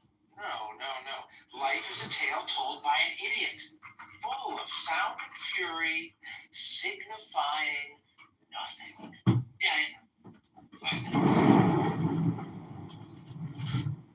Well, I've thoroughly enjoyed my time here on Clown House. I know creating 10,000 videos of it has probably been a waste of my life, but I want to thank all of you for participating in my recordings, knowing that I'm recording you all the time, but yet you continue to talk to me because you are compassionate, sympathetic, loving, beautiful, kind people. Find a way to make something else. Can you make a book? Can you make like a book maybe of morons of Clown House, and then you can have like screenshots or something? Or no. My most successful book I ever created was called SponsorshipSecrets.com. And I sold $150,000 worth of ebooks and CD-ROMs on how to get sponsorships for everything. And that book did very well. So, come out with a sequel. No? Well, you know, the point is, I mean, Rabbeinu Shalom, Hashem determines your income every year on Yom Kippur and Shemayim. So I don't have to worry about selling books. I just pray to Hashem and Shemayim, and he increases my, my mana. I mean, it sounds like he taught you Maimonides.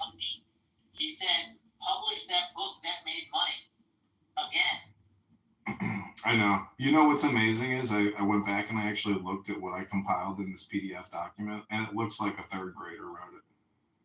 Right. So, use ChatGPT. Spruce it up. I know. It's true. It's the only website I kept. Like, if you had to ask ChatGPT market people that already acknowledge this book and would follow it, just keep producing. In this day and age, it's like child's play to produce endless books. I agree. Yeah, I'm not worried about making an income. I mean, but honestly, I am looking to make a baby. At 42, I figure like that in itself is work. So if I really wanted to pursue a woman and make a baby and make a family, it takes work. Listen, haven't you read the book? No. It's called Job. I've read it many times. And the point about Job is, if you know where you came from, you have no problem. So I don't fear money or Job or job. I mean, I know. See, you have, like I said, you have your perspective, you have your frame, you have your work, but there's a whole backstory to me that you don't know about. There's a whole compression of the past in the now that essentially is causing me problems now. And right now, going back to the office to sit in a workstation may not actually be the solution that would be the advanced game player theory version of the now. It's an opinion, but nonetheless, going back on the train every day to go sit at a workstation and be in the now may not be the solution I need to overcome the problems of the past, if that makes any sense.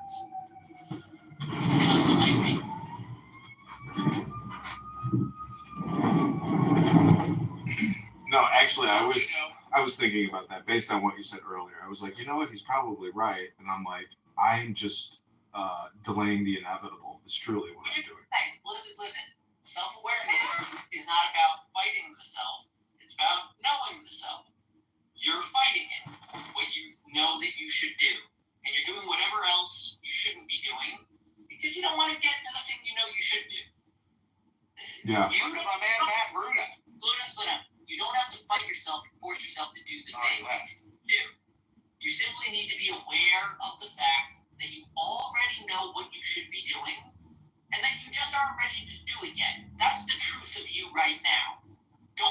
Don't hide from it. Just be aware.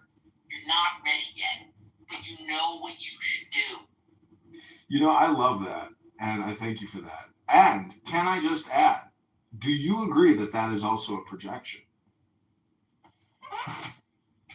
No, I don't think so. See, there's a double-edged sword about projection that I don't think people are aware of or have the mindfulness to know. And I'm not trying to one-up you or to try to reverse what you just said, because I agree with you. I think everything you just said was like 100% accurate. But again, the thing about projection is just speaking is projection. So you did project, whether you like it or not. There has to be something in what you just said which applies to self. Don't you agree? Are you familiar with the psychological concept called noise in therapeutic practice? No. Okay. Noise happens when a patient, someone undergoing psychiatric treatment, attaches emotionally, psychologically to the therapist. And they believe that the therapist is revealing deep truths about their identity to the person receiving the therapy. The reason they believe this is because the therapist, if engaging in therapy properly, is mirroring that person. The person feels like it's a real person, just like when you look at a mirror, but in like a more substantial way. They're responding to the abstract thoughts, the things that the mirror can't express. And the therapist is mirroring exactly what the patient is saying and doing with maybe a touch of judgment, but they're mostly just directing the patient to notice themselves, right? It's about awareness. So you believing that I am projecting when I am characterizing what you are describing as your state, right? It might not help. It might not be the best idea. There's a whole bunch of reasons you don't know one thing or the other. I said, I don't even know what the truth is. I don't know what you should do, but I do know that you know what you should do. That's how I reflected you. I'm not really saying anything about me. No, I agree. I think I'm just trying to, maybe I'm just being facetious, but... That's called it noise. They call it noise because it's disruptive. I think, a bit of a defensive mechanism to like not engage with the therapy, which is really about the person undergoing the therapy, not the therapist ever. Well, here comes... It's funny how it's called the therapist, but it's actually like the therapist. No, I mean, listen, I'm going to meet with a friend of mine who's Jewish that I met at Chabad for lunch in about an hour, and his therapist is gay. And I'm like, bro, do you really think you should be talking to a gay person, like every single week? Like, doesn't that make you gay? Like, if somebody is a gay psychiatrist and they give you Adderall and they are gay and you've had bisexual experiences or you're bi-curious or, it's like, don't you think maybe that person like is a bad? No, I have a friend. I won't mention his name. If he's not curious at all about the homosexuality, right? If it's not of interest to him, then from his perspective, the guy might as well be married or a woman that's taken, right? If he sees the person as not a sexual object, then he can disregard that. And the therapy is really just a machine. It's a technique. Computers probably could do it better if humans could like relate to them properly. Like it's properly done. That's why like Freud did it, like trying to remove himself as much as possible from the equation. That was like the problem is not everybody has access to you, meaning that you're like a mentor, and there are people like you who are essentially normal. Oh, I was laughing. I just studied psychology. No, I get it, but why would you take advice from a faggot? Why not? Because he sucks dick, and he puts dick in his ass, and he puts his dick in other people's ass, and he's gay. So he might be attracted to you as a patient, and why would you want a faggot giving you advice who's attracted to you and wants to fuck your ass? That doesn't make any sense. He's not wrong. He's not wrong. No, I fell asleep for a little bit, I didn't realize, and it just scared me.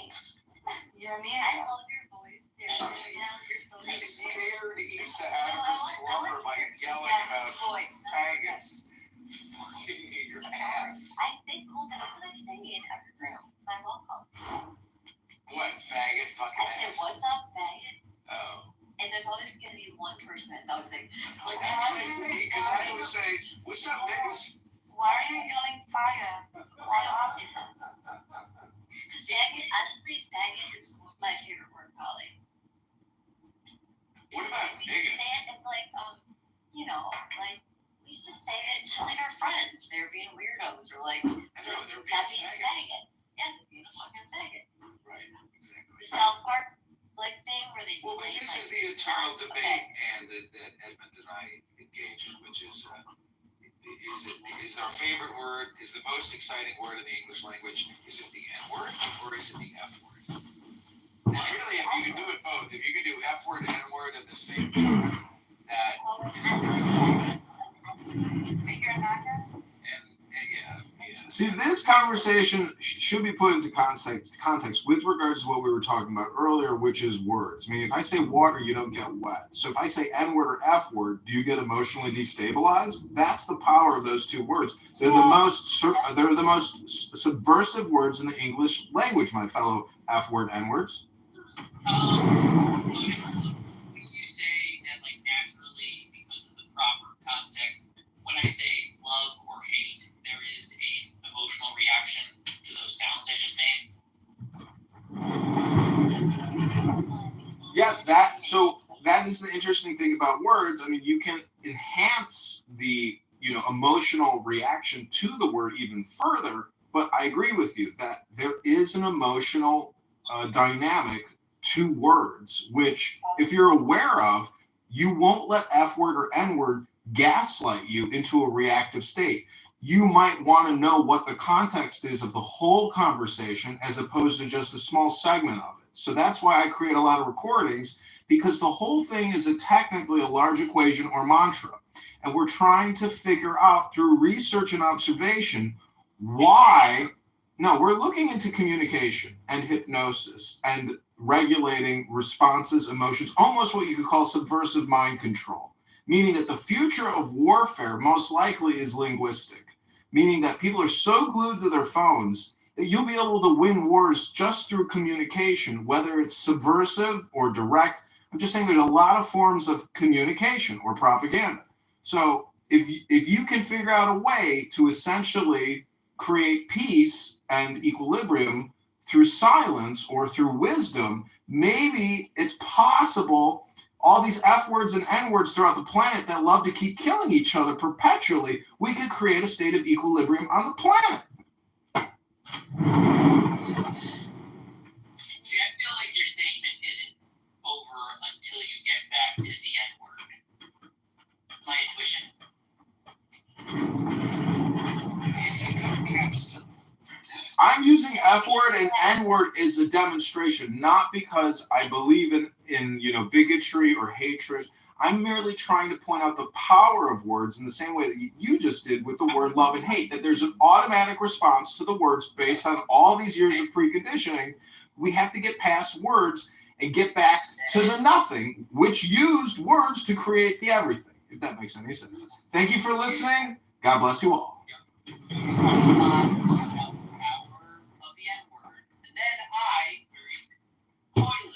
Responded with very few words and the statement, the N-word, to illustrate the power of the N-word. That merely referencing the N-word is a big enough emotional hit that it responds to as many words as you want to try to hypnotize people with. You sound so retarded calling it. You sound so retarded calling it the N-word. I mean, you have to realize that when you say N-word, they understand you're actually on the same. That's a second level to the game. That is part of the fun as well, because it becomes the song that never ends. People won't stop talking about the N-word. You are, like that, you are stupid or you are an S-word. But if I call you an S-word, you know that what I mean is the word stupid. So I do not what's know the that. difference? I would say the S word. I would say. What is different when I communicate with someone directly versus through illusion? So Zach Macbeth. Zach, I know sometimes you I just think it's hard. So it is N-word. it is hypnosis.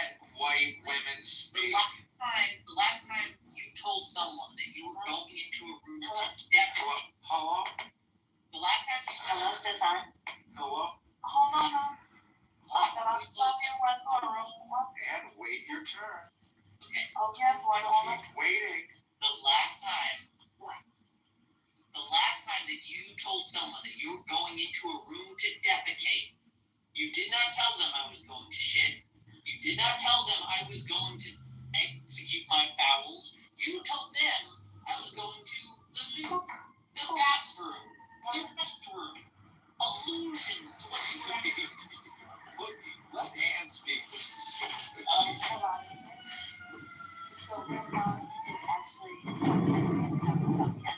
Everybody wants to talk about race and the N-word. And we want so badly for people of, my skin tone, whatever that means, to say the N-word. Here we go again with the racial identity politics. So we know they want to say it, just say it. And it's like, they want you to say it so bad, but they say it to each other. They'll say, "What's up, Mike?" Blah, blah, blah. And Anne loves to be bashed by black people. And so I say in my rooms, I would watch. Did you say smashed or bashed? Yeah, I would watch a video of it. You guys I don't know if you like to be bashed. I'm actually gonna land my plane, not crab, like the other plane. So essentially, if you say that you cannot say the N-word in your room, they're like, wait, you can't say that. We're allowed to say it to each other. You're just not allowed to say it. You do not allow it to be even said, and that's how we get rid of it. The only reason why it still exists is because people still allow that rhetoric to talk. And you're like a girl in a high school hallway at a locker or something, talking to her best friend. I was pretty fun. Man, you're like a high school girl getting bashed by N-words in the locker room. I mean, Oh my god, I'm gonna go jump off the plane. Just because of it.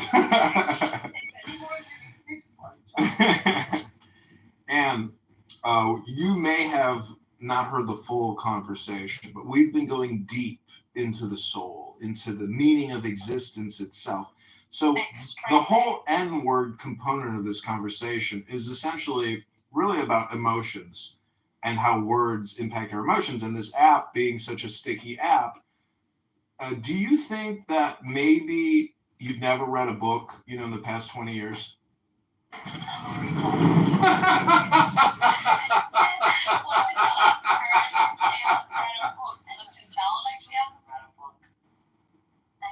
read the Bible every day. Okay, since you read the Bible every day, I challenge you. Just tell us one sentence of something interesting or profound that you have recently read. Something from the Bible that really stays with you in your heart and mind. What is your favorite passage, Dr. Ann? Okay, everybody, I've proven my point. This woman can't even recite one fucking sentence from the favorite book that she reads every single day. I leave you all with Dr. Ann. Guess what? If you never even opened up the Bible, so why would I even say this to you when you don't even believe in God? What? Edmund doesn't believe in God? you've never even opened up a Bible. Hello. Every day. He reads the Bible. Yes, Well, Yeah, I've read the Bible on this app many times. In the weekly portion readings that the Jews do of the Torah, they recently read the portions of the receiving of the Ten Commandments. The father-in-law of Moses, Jethro, coming up with the crazy scheme to produce a Supreme Court of 70 elders. I'll tell you all you need. And then this week's portion, or this past week, was about them, which had a whole bunch of laws. Starts with slavery, goes on to like damages, there's like forbidden relations that might be in there. Just a whole bunch of laws, like really, like way too many, way more than All that you need, and this is easy. The answer is John Deere. John Deere. Why are you ignoring what John exactly saying? He was just listing what he was been reading in shul. How much would you react to that? Do you have a favorite passage? I did. It was in a country song, John 3:16. Here's my favorite passage is when Aaron and Miriam are gossiping about Moses, about his wife or something. And then they offhand say, Moses, he isn't so great. We're prophets also. We also talk to God. Then God comes down in a huff and a puff. Big pillar of flame, I think, at the 10th meeting. He says, everyone, come to the 10th meeting. All three of them, right? And they're all siblings. So Moses, Aaron, and Miriam are all standing at the tent of meeting before a pillar of fire, and the pillar of fire says, Rose. "Listen up, you three. When I reveal myself to a person, a prophet, it's in riddles and dreams." He uses that language. It's cool language, riddles and dreams. "When I speak to Moses, my trusted, humble servant, it's face to face." And then he walks off. He leaves. The column of flame goes back into the heavens, and Miriam is stricken with leprosy. And Aaron, who was listening to the gossip, right? He sits there and he feels responsible, and he does a prayer to Moses. He said, or God, he asks Moses to help. I think it was God. Either way, he says he feels like a woman who has given birth to a stillborn, because he sees that his sister is like a corpse covered in leprosy or whatever, and he was the cause of it. So to describe himself, he says he's like a mother who gave birth to a stillborn and now sees the baby she wants to love, and it's covered in death. And he begs that the punishment be removed. And that's the source for Moses' prophecy being superior to all others, and a very weird idea that prophecy is something akin to riddles and dreams. You see how easy that was, and it was not personal at all. No, I know, but I mean, just for Edmund to ask that, very bizarre. And just try to listen to what Migzed said and be here now. I try to respond to what Migzed said, because honestly, and Migzed is a learned person. He spent many years reading books. You, on the other hand, I hate to tell you, you are in need of Migzed. Not maybe more than me. You need Migzed, and just admit it. Oh, I do. Migzed, do I love you every day when I see you come into a room? I think you're high with Migzed. And learn a lot from Migzed. I don't learn anything from you. Thank you, and you can stop. I'm blushing. You're bullshit. That's the words making me blush. Made a baby boy. Evidence, what's your favorite fixed scripture in the Bible? Believe, and you shall have eternal life.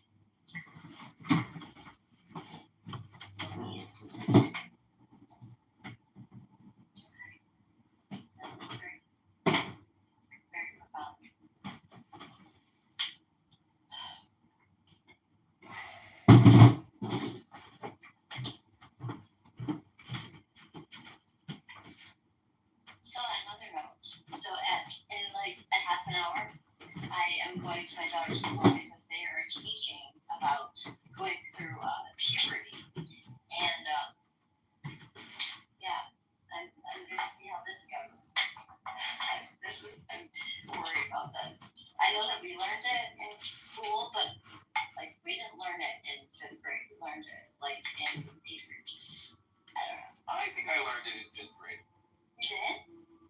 I remember because I was in Utah, and I was only in Utah from 3rd grade until 6th grade, so it was either 5th or 6th grade that I got it. But they taught us how to put a dildo in our ass and everything. Yeah, in case you wanted to stimulate your anus, you can put a dildo in. Well, because I initially, for the weirdest time, we allowed our kids to watch her, and I initially, turned in the paperwork and said no. But then, they said the parents would be there, and I was like, okay, yeah. But, I don't think our parents didn't even question or anything. Why would you let some LGBTQ, DEI, CRT, BLM teacher hypnotize your child about her sexual preferences? Are you that fucking stupid? No, so the teacher did send the video that's going to be shown to the kids, so I already watched it. And it's not bad at all. It's called Changing. You love the Bible so much, why don't you tell your kid to open the Bible and write you a book report? What? My daughter is definitely reading the Bible every day. She puts me to shame. So Really? You should have her write you a book report instead of some chat GPT response. You ever hear this thing people read and write essays? I don't know. I spent maybe my whole fucking life doing it at this point. I have ChatGPT on my phone, so you're cute. Neither does my kid. There you go. Neither. Amazing. Look at that. Yeah, in that context, you wouldn't say either does my kid. You would say neither does my kid. If you were talking about either one of your kids, then you would say either this kid or that kid. But you wouldn't say, neither one of these. What?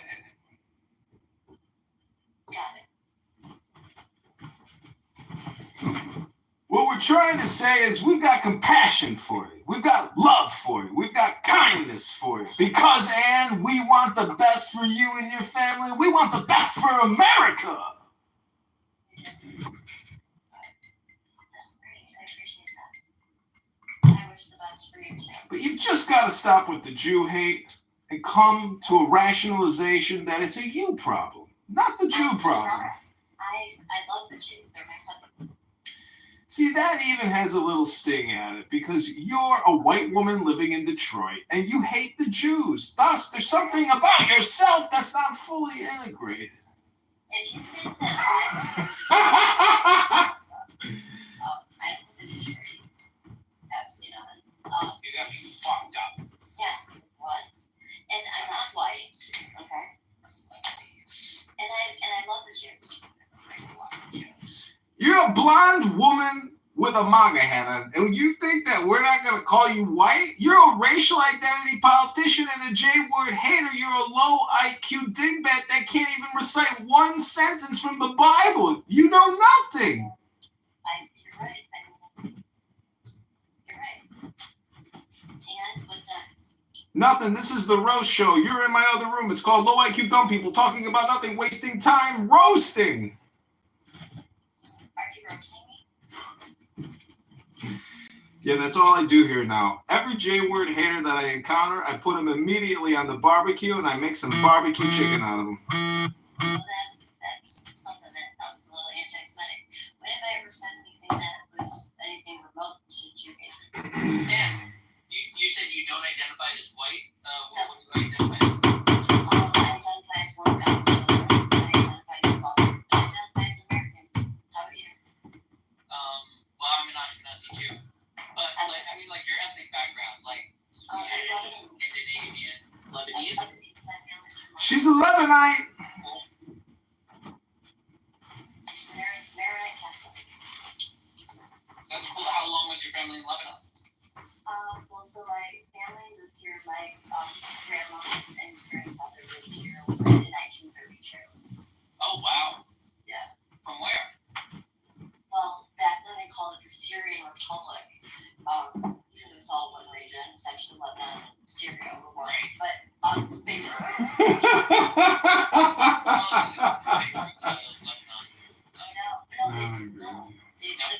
They were Lebanon and Jewish, because my grandfather served in the military.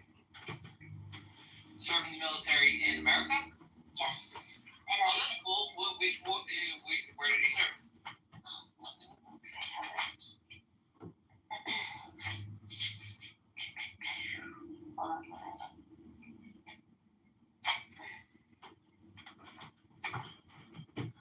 Okay, so that's ancestry.com. So because U.S. World War II draft registration record holder, and he says birthday, present. Okay, so it just says. So all I know is U.S. World War II draft. That's all I know. I don't know.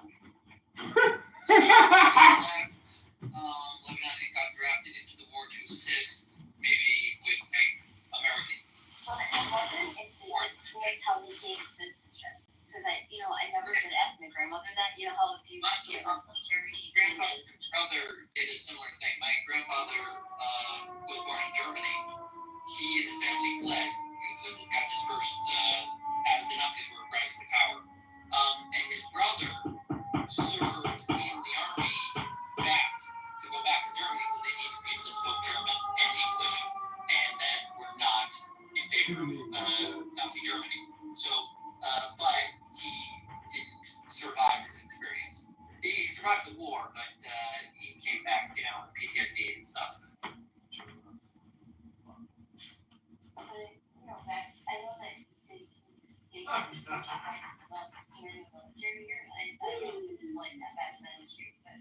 Essentially, that's what I'm thinking.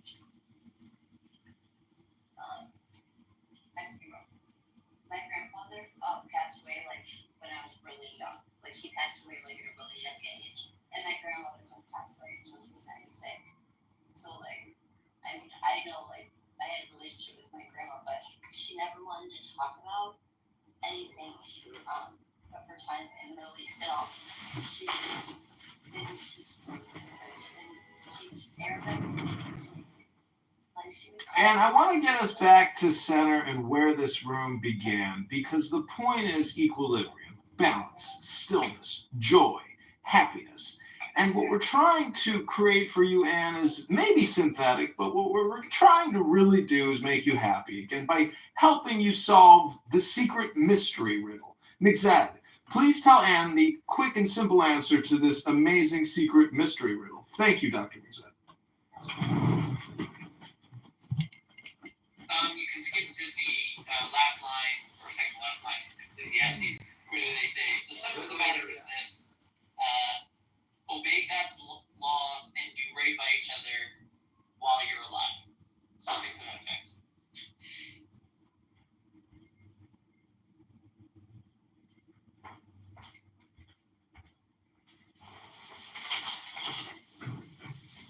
Wait, can you say that again, Mixad? It's like the last verse in Ecclesiastes.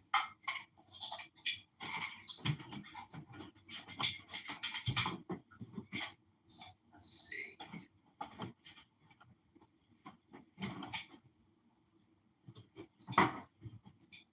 That's the last chapter. 10.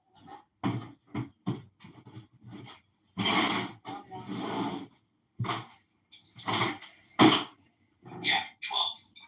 Alright, so at the end of that, it says at the end, now all has been heard, here's the conclusion of the matter. Fear God and keep his commandments, for this is the duty of all mankind. For God will bring every deed into judgment, including every hidden thing, whether it is good or evil.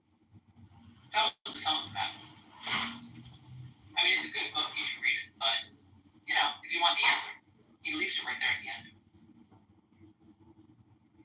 And, the verse is right before the take. The words of the wise are like goads, their collected sayings like firmly embedded nails given by one shepherd. I don't know what that's supposed to mean. 12. Be warned, my son, of anything in addition to them. Of making many books there is no end, and much study wearies the body. And he says at the end of his study, don't study too much, books are stupid. I've asked lawyers, Jewish lawyers, I've asked Jewish, I'm excited, can you hear me? I was going to ask you a question. Do you find any correlation between what you do in terms of the debt analysis or the debt communication and the layover or parallel of having all this, men taught Talmud Chacham knowledge? A little bit, but not really. That's just what I do for money. No, meaning that the people who fall into debt are the ones that aren't making the really intelligent business decisions and maneuvers. So don't you detect almost like a lack of awareness, especially amongst people who, are leading organizations, or is that just like a non-personal level? Like, I mean, how do you view? Looking at the wrong aspect of my job. Like, it's not about counseling the debtors. It's no, obviously. I mean, but I'm saying, can't you view them personally and say, okay, this is probably, what's the secret shortcoming on why they're even dealing with it? Here's where my secret, amazing understanding of humanity allows me to understand what to do. What the creditors are always arguing is that I have a piece of paper and you owe me a lot of money. The truth is, all they really have is a piece of paper. That's the reality. And they have to come to terms with that reality. That they have a piece of paper and they could demand and yell and try to argue that it means they are entitled to ABC, XYZ, the moon and beyond. And I will explain to them every single time that that is not what is true. What's true is they have a piece of paper. Yeah. So, that's part of defense work.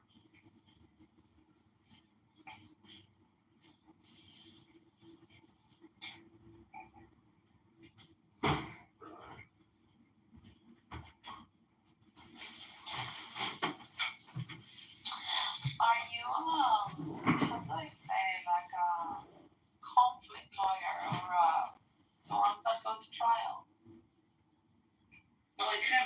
do trial today, but I wasn't prepared for that. It wasn't a trial, it was just a statement.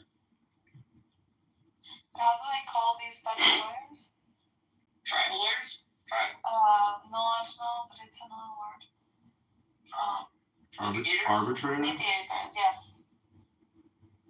Simon, come on, Jesus Christ, Simon is really retarded. Exactly. I got one more interesting question for you. Have you ever looked into the historical legacy of lawyers throughout the thousands of years, or in what were lawyers like in the 1400s, 1500s, 1600s, 1700s? Because like there's a progression of information and practice, but obviously it's all compressed now, but it is so extensive. I mean, I guess Western judicial history, but all the other, I'm just saying, I guess, like, you are essentially an extension of every lawyer who has ever lived. Now, if you even had more knowledge, but I mean, have you ever pondered that? Actually, said like different lawyers from different ages of law. Mostly I focus, like, part of law is being familiar with the region. My region is New York. I know New York well. I'm licensed in New York. I'm supposed to know. I know a bit of their legal heritage. But again, not as much as I know. I mean, I have a book on the Common Council from New York in like 1850. It's like $1,000 rare book.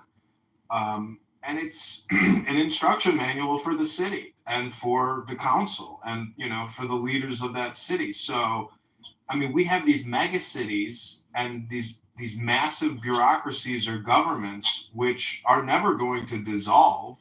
So how do we, if we're so far into debt at the municipal level, I mean, what kind of restructuring or changes are needed, and what are the common sense approaches? I mean, the national consequence would be an inflation of power at either the federal government or the Federal Reserve level. Because the Cato Institute has an entire catalog on if we wanted to make the government efficient again, this is where you start. A through Z, basically. See, the whole thing comes down to state constitutional conventions and getting rid of these pensions, these unassumed liabilities that are going to plague the next 30 years. Like, we've got to get at the state constitutional level and the prohibition of taxpayers being on the hook for these pensions, because essentially it's austerity, and we have to do it legally through the state constitutional convention.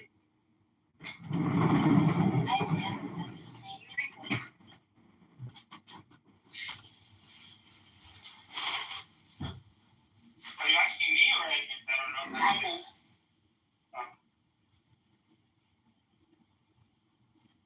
Not you, Simon. I know you read the Bible. And I have to ask, do you accept Jesus as your Lord and Savior? That's just like you do too, sir. Oh no, the argument's gone. I don't know how to argue if someone says yes. Oh no. you could ask them what they think the Trinity is, and you'll probably walk away from both heretics. I don't know if that was supposed to be fun intended. I don't know.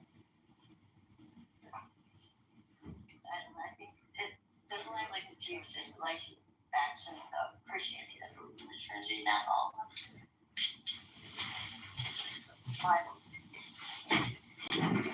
Like that, you can it would be not just like Jesus, but like essentially you can get the gist of what freaking the Trinity is and how we like. No, that's right. You know what the Trinity really is, Anne? It's the word try. It's the word try. It's not as in mathematics, but try. Try something new. Try something now. Try. And the problem is a lot of people rage quit. And I myself am guilty of rage quitting, in the real world, and not just on this app. On this app, it's immaterial. In the real world, it has financial consequences.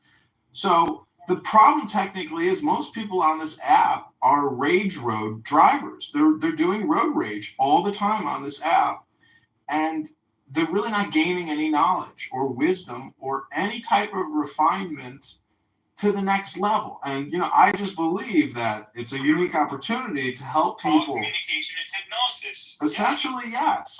And so it depends on what you're saying and what you're listening to. It's important to be selective, to be discerning, to be discriminating in terms of what you're listening to. It's an opinion. All I want to say is that to the title of the room, Randy's a rage quitter. That's all I'm saying. Okay, so, in answer to your question, I would say that the concept itself of having 3 different lenses to apply in consideration of God is not a crazy notion. I would say pretty firmly adding Father and Son into that list is a pretty clear anthropomorphic failure.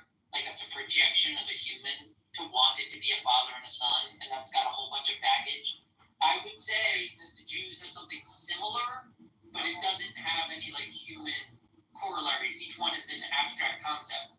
But in their Sefirot in the Kabbalah, the 10 different aspects of God, each one, if you look at it within its own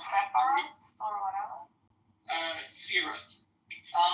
But each one, I think sort of philosophically, the way to think of each one is a different theological landscape of God discussion, right? What if we think of God as the Ein Sof, nothing at all, or the Sod, the foundation of all, or Keturah, the Gvura, the Malchus he has over everything that was created, right? Each one is a truth about God, but a different framework to discuss it. So I'm okay with that as a concept. I haven't studied Kabbalah, so I'm talking a little bit out my ass, but I do understand the notion of you have 3 different lenses to consider the same notion. But I would think pretty firmly, if you're putting animals or humans into those lenses, you're really missing the point about idolatry. And the Sephiroth have got a masculine and a feminine energy, and you have the one, I don't know if you can write that, I think the left side is representing all the maternal stuff on the feminine side, and the ones in a row on the right side, those are representing the father. I don't know if that's what you're referring to. No. Father and son would be anthropomorphic. Female and male is not strictly anthropomorphic when it comes to the Hebrew language. As you know, everything has to be gendered. So it's male or female. God is just gendered man.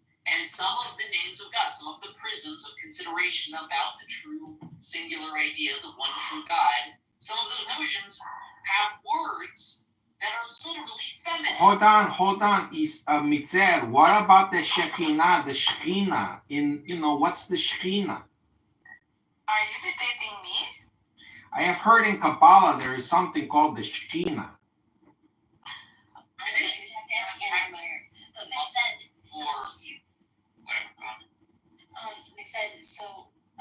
Help me understand. So the Jews, they say God is God. Was God Jew? And all I know is that you guys believe that God comes from the bloodline of David, right? No. Okay. That's what So I'm asking because, if I ask, I get a different answer, which I'm sure that you talk to get different answers from Christians too. So I'll try to be clear. The Jews believe in one true creator deity outside of the physical universe that created everything. And that one thing is not physical, has no limits, it's simple, it's perfect, it has absolute knowledge of everything that has ever occurred and will ever occur, and it makes everything that is eternally. That's what it does. And it talks to us sometimes. That's sort of the Jewish claim. Now, it doesn't become a man. There is a lot of Christian thought that mixes the idea of Christ with God, where Christ comes from an anointed, and it means an anointed leader of the Jews, specifically a king that leads them in sovereignty in the land of Israel and the rebuilding of the temple in proper worship under the 5 books of Moses. Right? So that's the Jewish perspective, is that God is never a man, but there is a special man coming. Right? At some point, think of it sort of simplistically. Superman! If you really think that God picked them to make sure this story was done and these laws were followed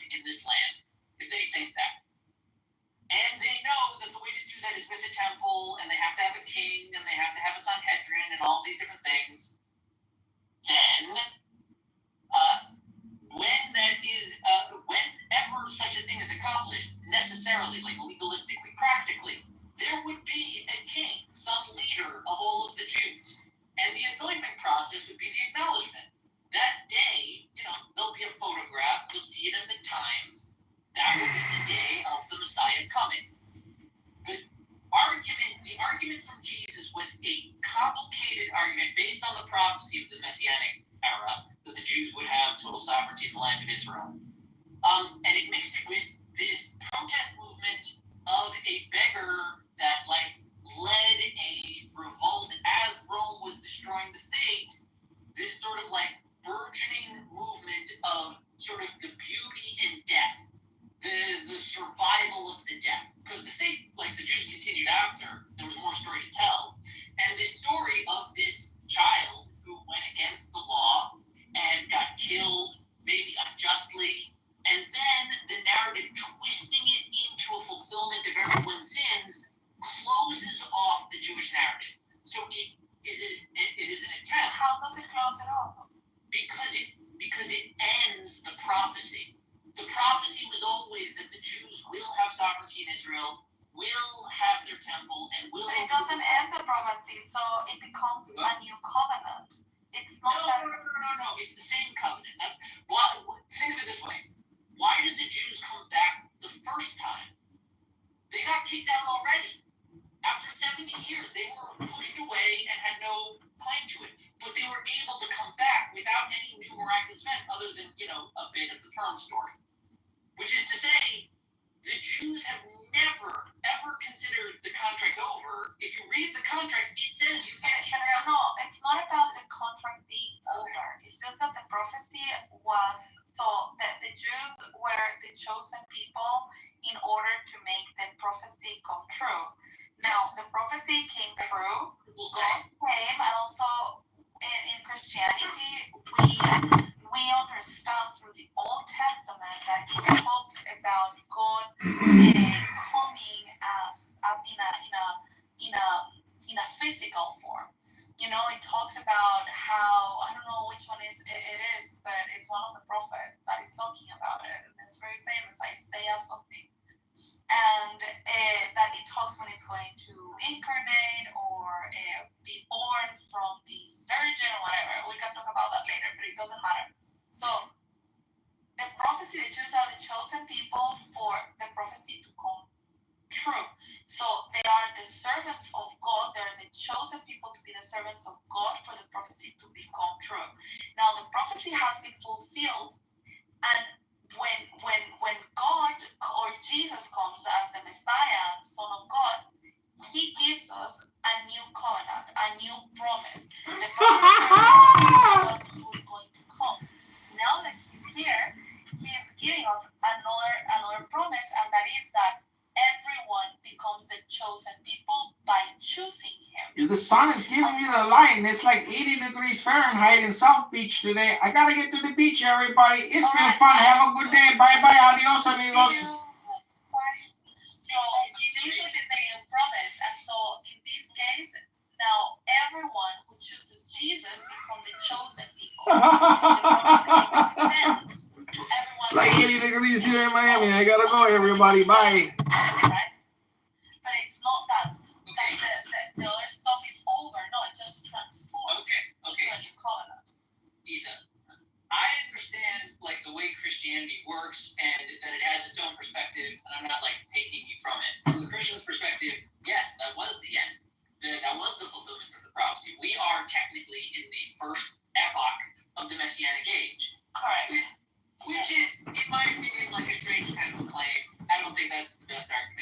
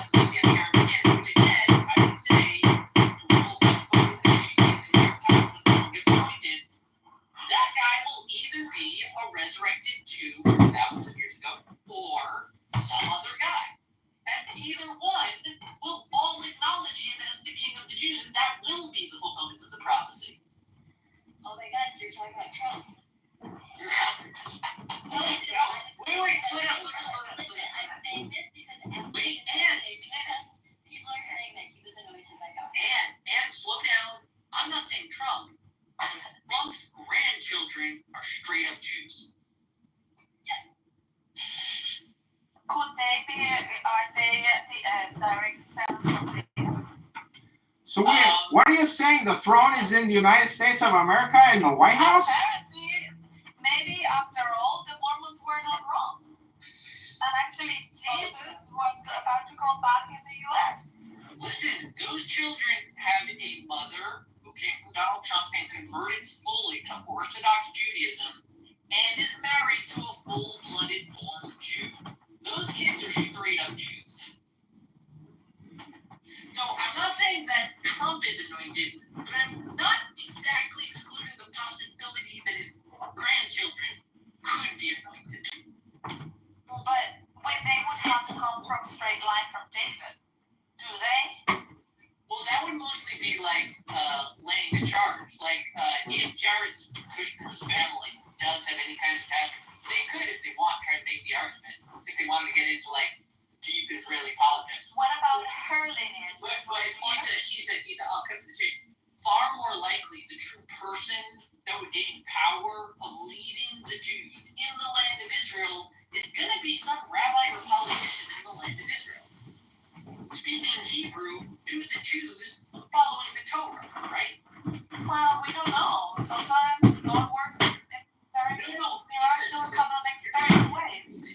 At any moment, the miraculous temple could drop from the sky and everything would change. But I'm simply saying, if we assume that the path of history will follow through, then the person with power in Israel, following the law to bring about the prophecy, is going to be an Israeli politician or rabbi speaking Hebrew.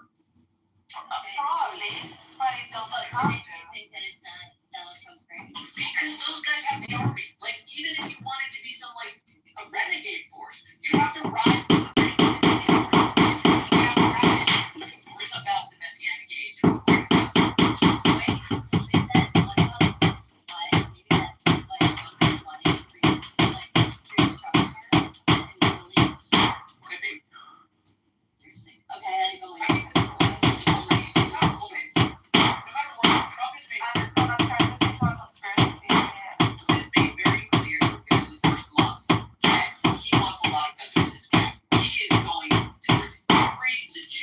Conservative policy and get a quick deal fast so they can work on like bigger projects. And he's doing well.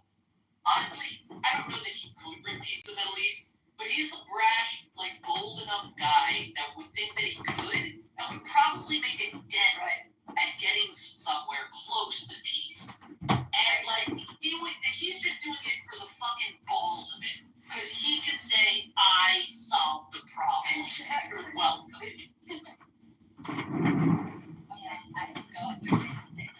See, you guys, Nick said, why don't you explain to them the difference between Mashiach and a king? I mean, why would you? And then also just meaning the personal psychological, like there's a whole personal element to this and then a material political element to it. But like, where is the differentiation or the boundaries? There was a very, very wise rabbi a long time ago who was approached by a non-Jew who was trying to criticize Judaism, and he was told, explain to me the essence of the Torah while I stand on one foot. And that rabbi, very, very wisely, chased him out of the school because of the disrespect shown to like an epoch of literary, philosophical development. Is that what Edwin is doing? And you would ask anyone to express the truth of it while you stand on one foot. Get out of the school. You see, stop disrespecting him. Edwin? No, I thought the whole thing was like stand on your one foot and then say, treat your neighbor as you want yourself treated. I mean, it's just like the golden rule. What's the point? We heard the end of the story because I just told you the beginning. The guy then tried it again at the nice rabbi, Face Hillel, at Rabbi Hillel. When he asked him again, Hillel says, okay, I can take this challenge. And then he says, do not do unto others as you would not do unto, would not have done to you. The rest is commentary. Those were two different legitimate answers. And I decided to give you one of the true respect about the complexity of Torah at this time. Amazing. so I mean, can you again possibly just compress and summarize the secret mystery riddle so everybody here at least can come back to baseline? Thank you. Okay. Your riddle is the struggle of human existence that man's mind grasps for understanding and never gains it. Right? It's sort of the agnostic struggle of man. He has that riddle stuck in his head. The solution to the riddle is that the riddle was there for you to think about it. Riddles aren't there to give you facts. They're there to open up. They're for interpretation. They have alternative answers even. The riddle is the question because that is your state. Like the now is the truth of what you are. You are the search for the riddle.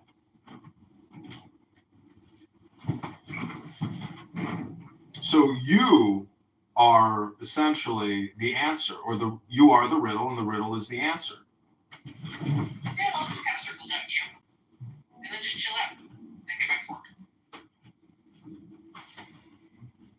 That's how I see things. I don't look for answers anymore. But see, Isa, how can you believe that Jesus Christ is going to come back to the Mount of Olives and create a new world government?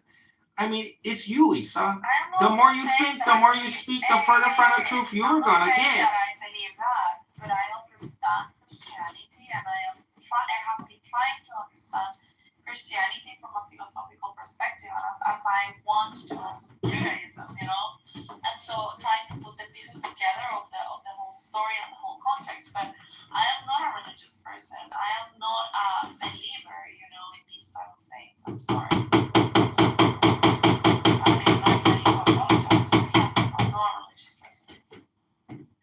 I enjoy reading the Bible, but from a philosophical perspective, not necessarily from a I know, I'm being facetious. The point is, this is still all therapy or self-psychology. I mean, I may be gaslighting, but yeah, this is the whole point. This is essentially what I call self-actualization comedy or self-actualization therapy. That's right, and it's amazing. Did the big Zen rage quit? Did he leave? Oh God. Yeah, he said he needs to go back to work, I think. Yeah, we've been talking the whole day.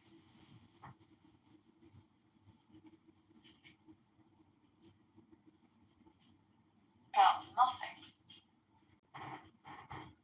Well, actually, no, I think that this was being a nice conversation. See, it is a conversation about nothing. But the thing is, by having a conversation about nothing, you're technically talking about everything, which is the all, which is God.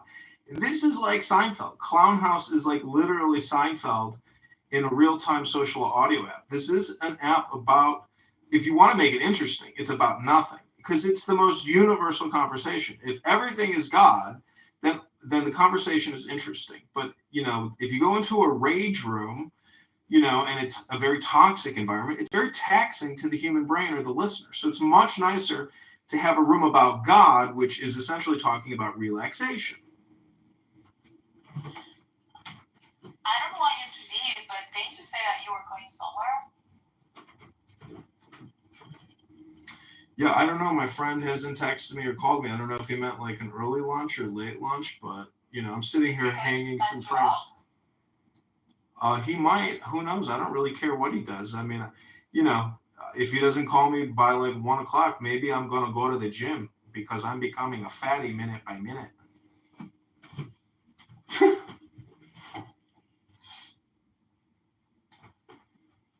where were you going to go to have lunch? To the Old Irving Park Brewery for a delicious chicken chop salad and maybe a wonderful beer. Just a small one, not a big one. And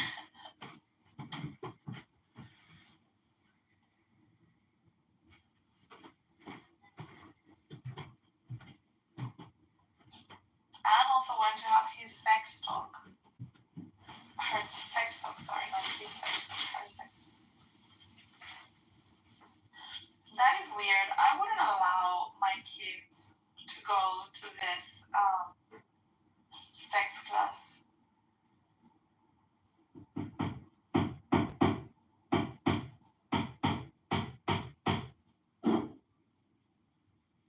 Especially in this day and age, when they have got this ideology.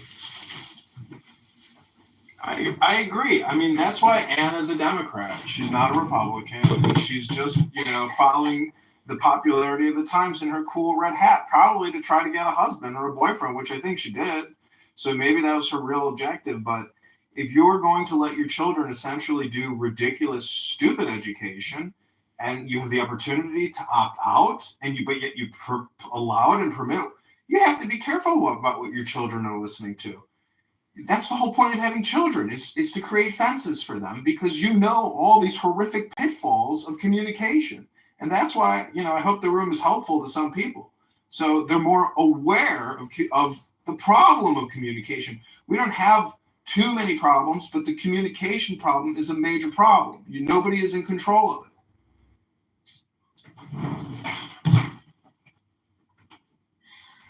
Yeah, that's true.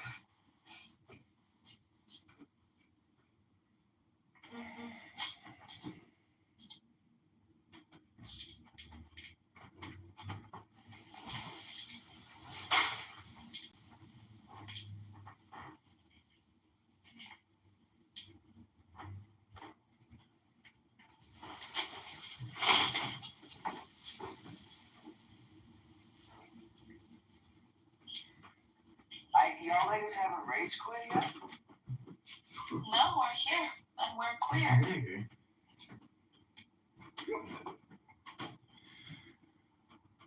Zach, could you maybe read some Tao Te Ching so everybody can know the basis of this room and all rooms, which is the Tao?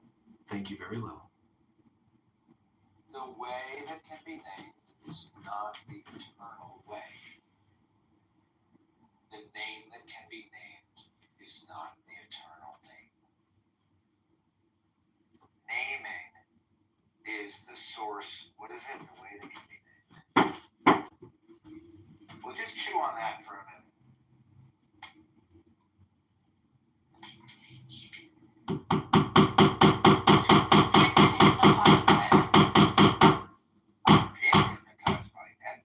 I've been hypnotized by Edmund from the jump, from day one, to this day. All right, the Tao that can be told is not the eternal Tao. The name that can be named is not the eternal name. The unnameable is eternally real. Naming is the origin of all particular things. Free from desire, realized. Caught in desire, you see all manifestations. Yet mystery and manifestations arise from the same source. This source is called darkness. Darkness within darkness, the gateway to all understanding.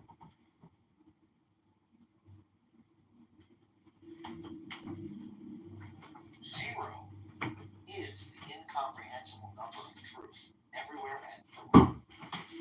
Conceptual nothingness, though more real than real, is beyond the limits of the human. Zero and nothingness are full of energy and intelligence. Are you reading from the Tao?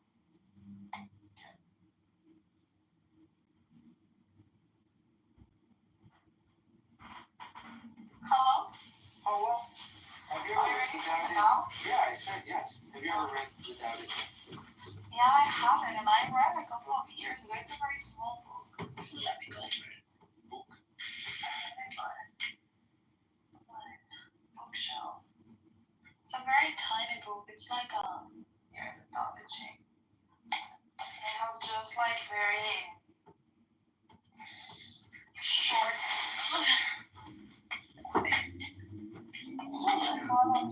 Size doesn't matter. It does matter.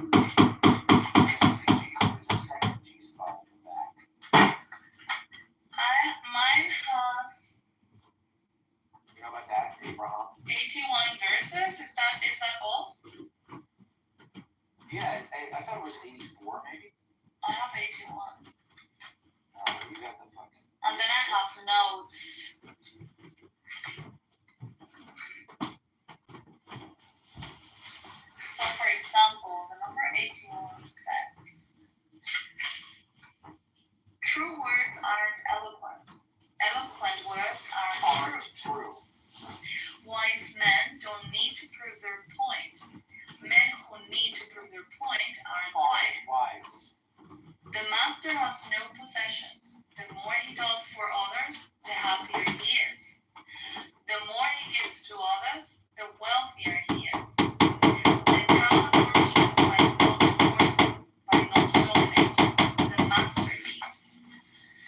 then there is a commentary about it. It says the master has no possessions. These no possessions may include a house, a car, a computer, a room full of books, and an electric toothbrush. The more he does for others, the happier he is, because he is doing it for himself. The more he gives to others, the wealthier he is. The less he holds on to, the more he can give himself to others. When he can give himself completely, his wealth is infinite. Isn't that beautiful? Isa, when nothing is done, nothing is left undone. That's true. When nothing is done, I did it.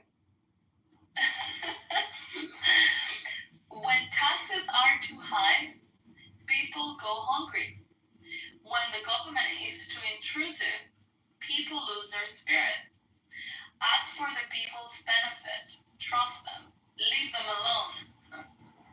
That's beautiful. Governing a country is like frying a small fish. You spoil it with too much poking.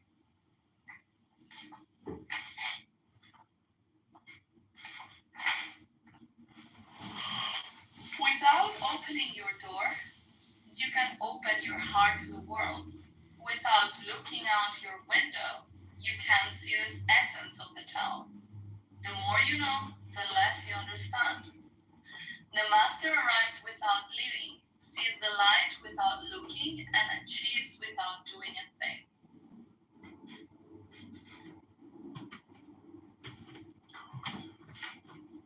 To talk little is natural. High winds do not last all morning.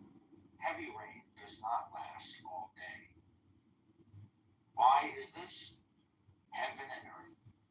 If heaven and earth cannot make things eternal, how is it possible for man? He who follows the way is at one with the way. He who is virtuous experiences virtue. He who loses the way feels lost. Fuck. When you are at one with the Tao welcomes you. When you are at one with virtue, the virtue is always there. When you are at one with Clown House, the Clown House is experienced willingly. He who does not trust Clown House will not be trusted by Clown House.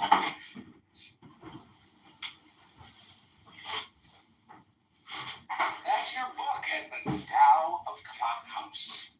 Yeah.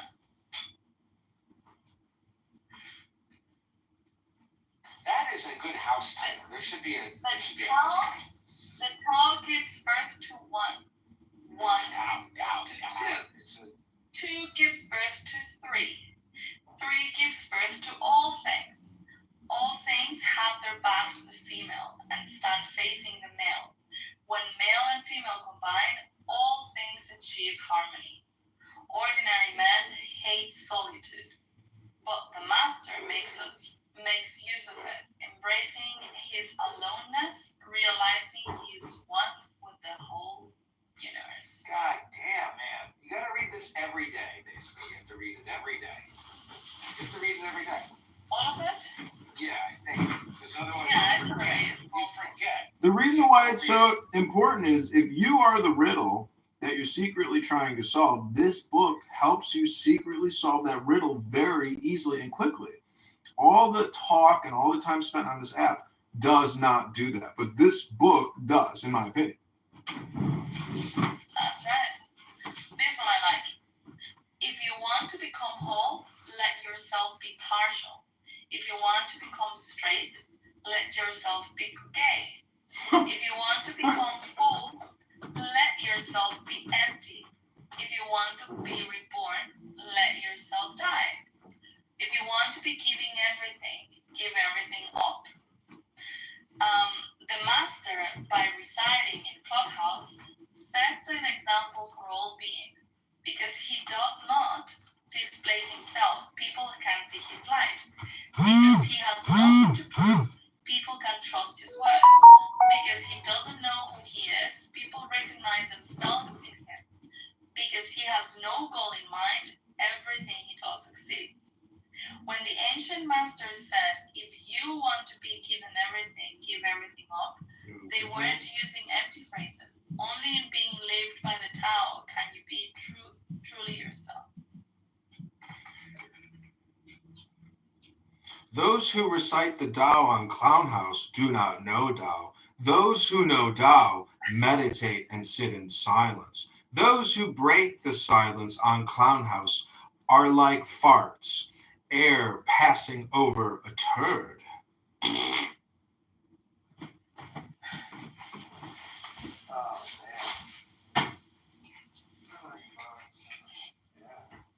There's one, I can't find it right now. Do you know this one, Edmund? It's like, in pursuit of knowledge, every day something is added. In pursuit of the Tao, every day something is taken away, or removed, or uncovered, or something. Look, do you want to improve the world? I don't think it can be done. The world is sacred. It can't be improved. If you tamper with it, you'll ruin it. If you treat it like an object, you'll lose it. There is a time for being ahead, a time for being behind, a time for being in motion, a time for being at rest, a time for being vigorous, a time for being exhausted, a time for being safe, a time for being in danger. The master sees things as they are without trying to control them.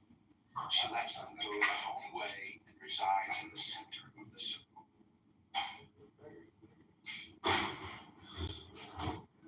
Fill your bowl to the brim, and it will spill. Keep sharpening your knife, and it will blunt. Chase after money and security, and your heart will never unclench. Care about people's approval, and you will be their prisoner. Do your work, then step back. The only path to eternity. Do you know it's fill your bowl? I know, I said foul. Okay, I thought you were about accent. I was surprised nobody reacted. I was being gracious to you. I thought it was an English mistake. I thought, oh, she doesn't know this word yet. Okay, let me read one. This is verse 44. It's called Choices. Which do you value more, your wealth or your wellness? Which is more harmful, to lead or to lose? The greater is your attachment, the more bereft is your release. The more you hoard, the less is left to enjoy. Those on the path to the great integrity flow without forcing, leaving no space for disasters. The commentary is, most people given the opportunity would choose wealth over wellness, winning over losing. They cling desperately and dependently in their close relationships and hoard their possessions. These are choices, says Lao Tzu, that lead to disaster. Our alternative is to flow without forcing, and to release ourselves from our false values and counterproductive behaviors. Like verse 43, it is useful to be reminded of the choices and values that can help to direct us toward the path leading to the great integrity. But to stay the course, people from everywhere need to join us. My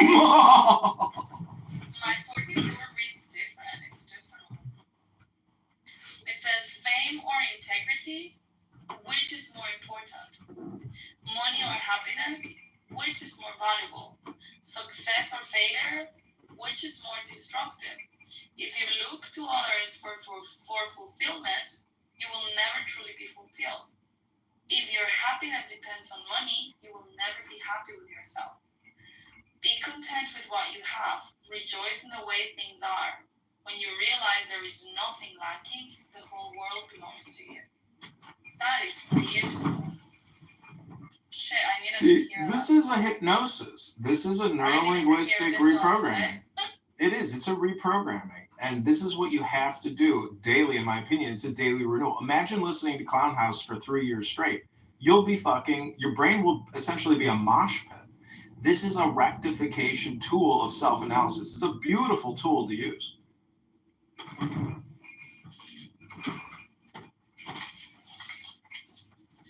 When Clubhouse is in harmony with the Tao, the factories make trucks and tractors. No, that doesn't sound. It would be when Clubhouse in harmony with the Tao, the moths make, I don't know what to say, the rooms make moths, I don't know. I come to.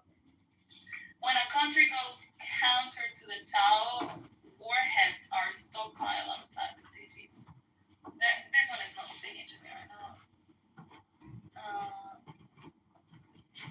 So one way to reset it is just to say, take the deepest breath of the day, hold it for 10 seconds, let it go, and then let the Tao flow. When a superior man hears of the Tao, when a superior man hears of the Tao, he immediately begins to embody it. When an average man hears of the Tao, he half believes it, half doubts it. When a foolish man hears of the Tao, he laughs out loud. If he didn't laugh, it wouldn't be the Tao. Thus it is said, the path into the light seems dark, the path forward seems to go back, the direct path seems long, true power seems weak, true purity seems tarnished, true steadfastness seems changeable, the greatest art seems unsophisticated, the greatest love seems indifferent, the greatest wisdom seems childish. Like John on Clubhouse. The Tao is nowhere to be found, yet it nourishes and completes all things. I mean, that's amazing. This is the thing about the religious debates on Clown House, is that people say, God is this. We were just talking about this the other day. Like, I can't believe how many people talk about the Torah, the Quran, the Bible, and they don't know about the Tao. And all that the Tao says is basically, if you think you're right, you're wrong. You're wrong. And as soon as you think you're right, you're wrong. Because whatever is controlling the universe cannot be named. It cannot be defined. And if it could be defined, it's like it wouldn't be cool. The thing that makes it so cool is that it's this huge energy that our puny human brain can't even fucking comprehend. And that's why the Tao is nice. It uses a lot of natural, the Taoist artists always would like paint a river or paint a mountain, because it's like you can't describe what it is. Look at the river, dummy. That's what it is. Look at the mountain. That's what it is. It doesn't really have any further description. No, what you're saying is the words aren't as good as the real thing. So, but that's also like saying, be here now. Be here now. Stop with your bullshit debate. Stop with your repetitions and your memory of fucking history hypnosis. No one gives a fuck anymore. Once you know about the Tao and Zen and being in the now, you realize that all these rooms, all these debates that go on for years and years and years, they will continue going on, which is essentially like jerking yourself off forever and never getting smart enough to either automate it or find somebody else to do it for you.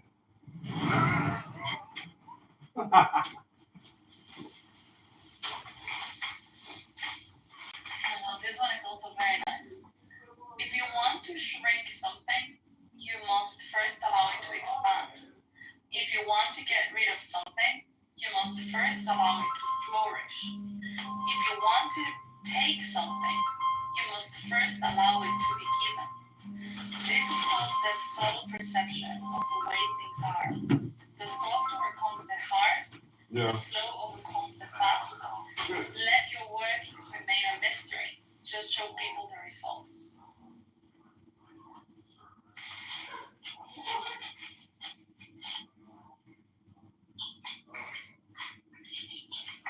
Is my Tao different than yours? Yeah, they're all different. Which one is yours? Tao Te Ching, the Book of the Way, Lao Tzu, translated by Stephen Mitchell. Right, that's the one that I have. I like that. Edmund has a different one. He has several. But this is the only one that I have. We have the same one. But is it, so why are there different? It's a translation from the Chinese. Do you know how to speak Yeah, but they Chinese? should at least sound similar, you know? They are similar, but it's look. I don't speak Chinese, but I understand they got like one little chicken scratch for a whole sentence, and you add like another line, and it changes the whole meaning of the sentence. And so I think if you're looking at the chicken scratch, there's different ways to translate it. But there are multiple translations. Which one do you have, John? What's the one that? I've got about 5 different versions, but you know what's better than talking about books? Reading books. Yeah, but she's just trying to learn about, how it works. Yeah, I mean, like, I'm just wondering. If you want to learn how to walk, you gotta put one foot in front of the next. And when you put one foot in front of the next, it's called walking. When you read a book, it's called reading.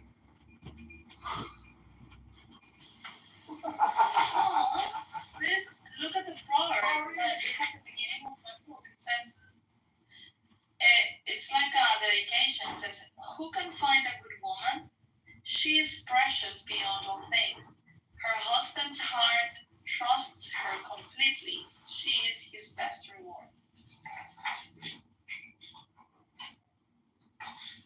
Tao Te Ching, pronounced more or less Tao Te Ching, can be translated as the book of the immanence of the ways of the book of the way of how it manifests itself in the world. Jesus Christ. Okay, so it can be translated as the book of the immanence of the way, or the book of the way and of how it manifests itself in the world, or simply the book of the way. Since it's already well known by its Chinese title, I have left that. About Lao Tzu, its author, there is practically nothing to be said. He may have been an older contemporary of Confucius and may have held the position of archive keeper in one of the petty kingdoms of the time. But all the information that has come down to us is highly suspect. Even the meaning of his name is uncertain. The most likely interpretation, the old master, or more picturesquely, the old boy. Like an Iroquois woodsman, he left no traces. All he left us is this book, the classic manual on the art of living, written in a style of gem-like lucidity, radiant with humor and grace, and large-heartedness and deep wisdom, one of the wonders of the world. People usually think of Lao Tzu as a hermit, a dropout from society, dwelling serenely in some mountain's hut, unvisited except perhaps by the occasional traveler arriving from a 60s joke to ask, what is the meaning of life?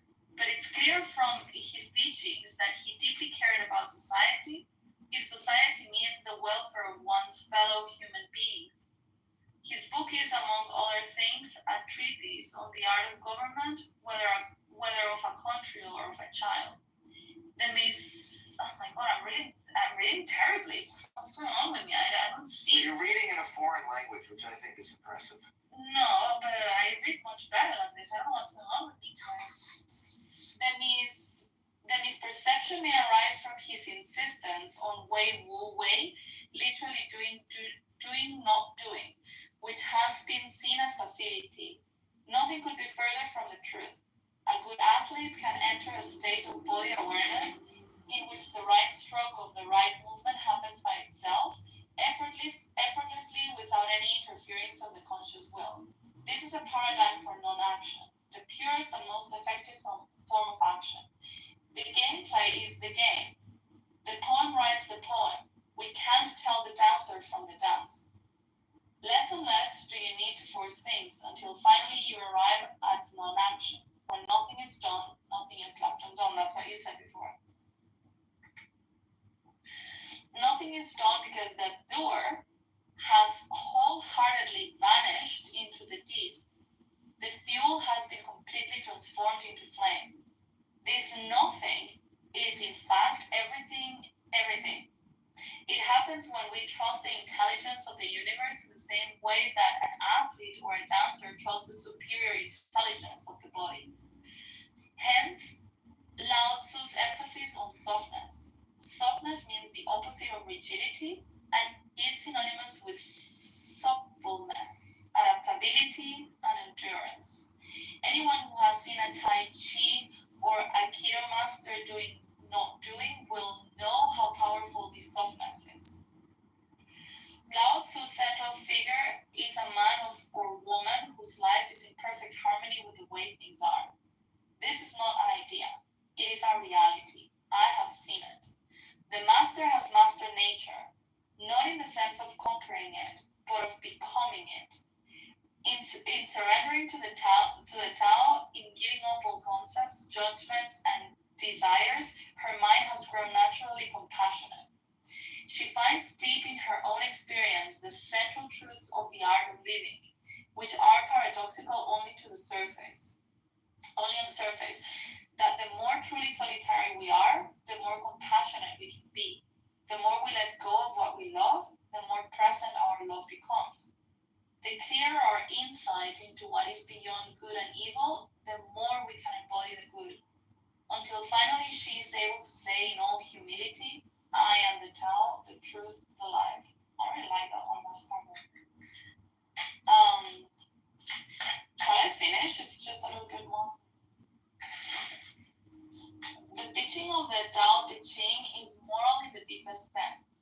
Unencumbered by any concept of sin, the master doesn't see evil as a force to resist, but simply as an opaqueness, a state of self-absorption, which is in this harmony with the universal process, so that, as with a dirty window, the light can shine through. This freedom from moral categories allows him his great compassion for the wicked and selfish. And there are two verses. Thus the master is available to all people and doesn't reject anyone. He is ready to use all situations and doesn't waste anything. This is called embodying the light. What is a good man but a bad man's teacher? What is a bad man but a good man's job? If you don't understand this, you will get lost, however intelligent you are. It is the great secret. The reader will notice that in the many passages where Lao Tzu describes the master, I have used the pronoun she, at least as often as he. The Chinese language doesn't make this kind of distinction. In English, we have to choose. But since we are all potentially the master, since the master is essentially us, I felt it would be untrue to present a male archetype as other versions have ironically done. Ironically, because all of the great world religions' teaching of Lao Tzu is by far the most female. Of course, you should feel free throughout the book to substitute he for she or vice versa. This is very woke. As to method, I work from Paul Scouter's literal version, which provides English equivalents, often very quiet ones. Alongside each of the Chinese ideograms, I also consulted dozens of translations into English, German, and French, but the most essential preparation for my work was a 14 years long course of STEM training, which brought me face to face with Lao Tzu and his true disciples and hires, the early Chinese Zen masters. And the last paragraph says, with great poetry, the freest translation is sometimes the most faithful. We must try its effect as an English poem, Dr. Johnson said. That is the way to judge of the merit of a translation. I have often been fairly literal, or as literal as one can, with such a subtle kaleidoscopic book as the Tao Te Ching. But I have also prepared, expanded, contracted, interpreted, worked with the text, played with it until it became embodied in a language that felt genuine to me. If I haven't always translated Lao Tzu's words, my intention has always been to translate his mind. Okay, so maybe that's the reason why they sound different, because ultimately everyone gives them its own vibe, right? Did you all fall asleep to my broken English reading? I'm arguing with my fucking stupid friend about Israel. Oh, amazing. So I was reading Into the Void. I was appreciating listening to you. You were reading the beginning. You were reading for yourself. Yeah, that's true. Because reading out loud is a good way to learn things. That's what Edmund says. Way woo way.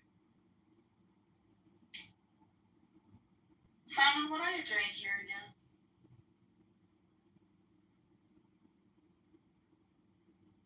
Oh my god, I have 3.9. It increased.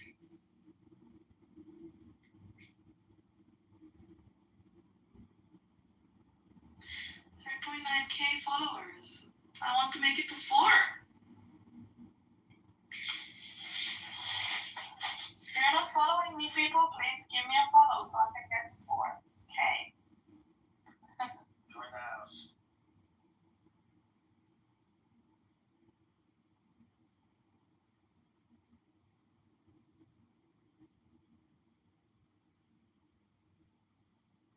Join the fucking house. Is Edmund gone?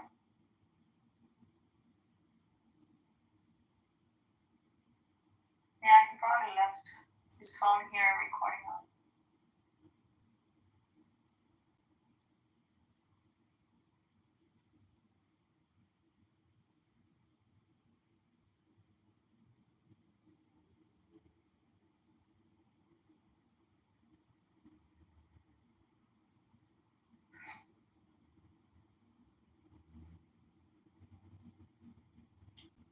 Simon, you missed my crush.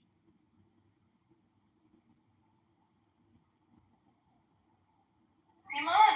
Who is your crush? I cannot say. Can I have a crush?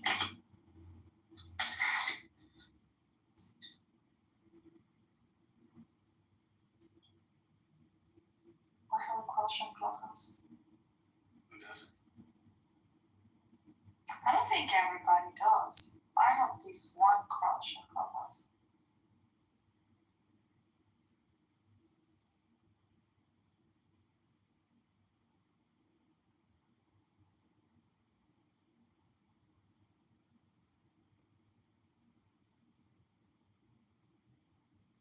Well, I'm here, but I'm working on my stupid plan. And I don't want it to become another Thomas situation, so I just gotta keep it to myself.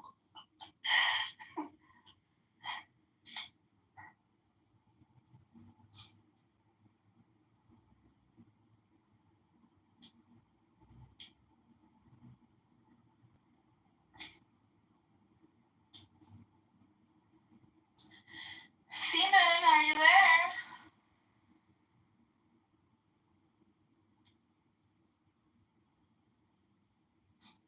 Even the audience got bored now, and they left.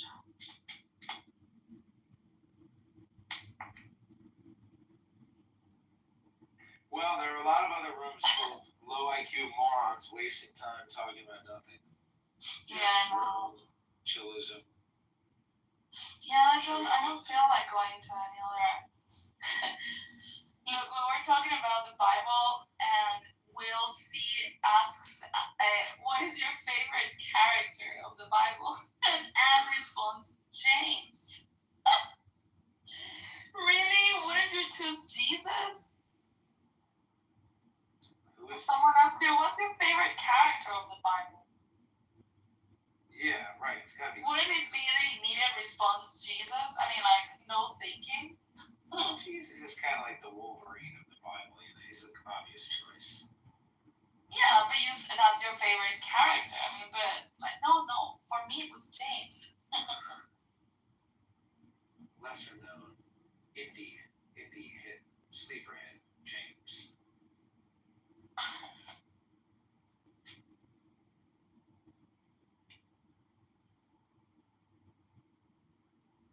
That is Jaime, Luisa. Actually, no. What is James in Spanish in the Bible? John is Juan. James? No, James is. It's not Jaime. I mean, Jaime is a translation.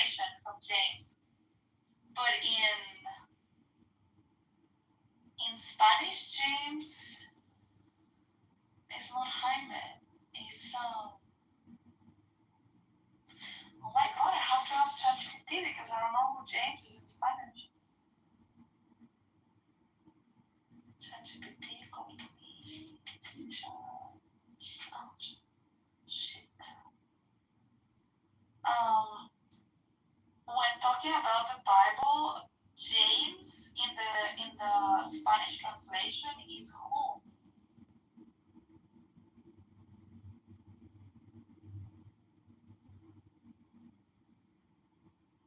Santiago. Yeah, it has nothing to do with it.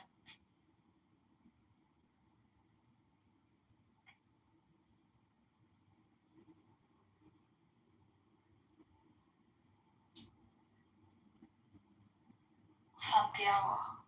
That is James.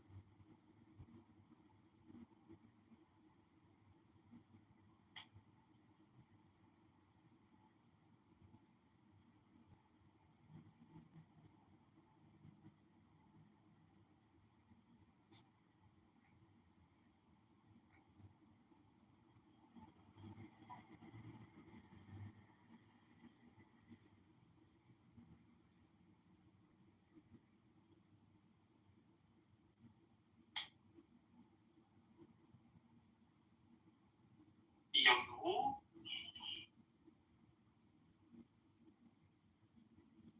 Mm-hmm.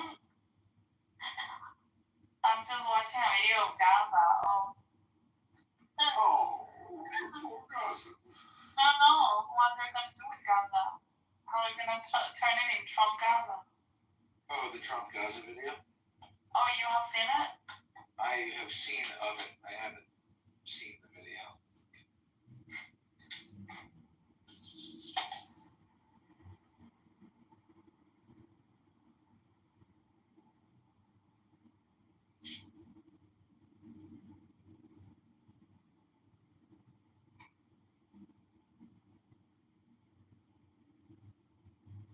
Yeah, it's all AI, but it's okay.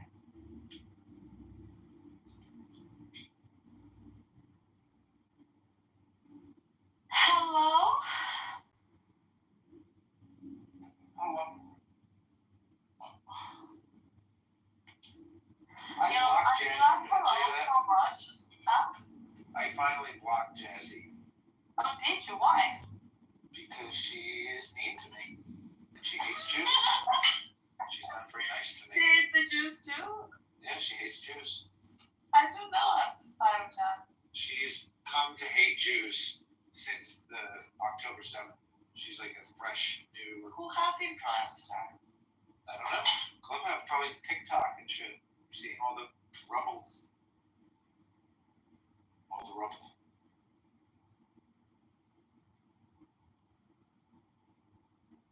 That's right, motherfucker. Kiss my ass. You miss him. I do. He's probably the person that has pushed me the absolute most. To what? Randy? Yeah. Yeah. Randy.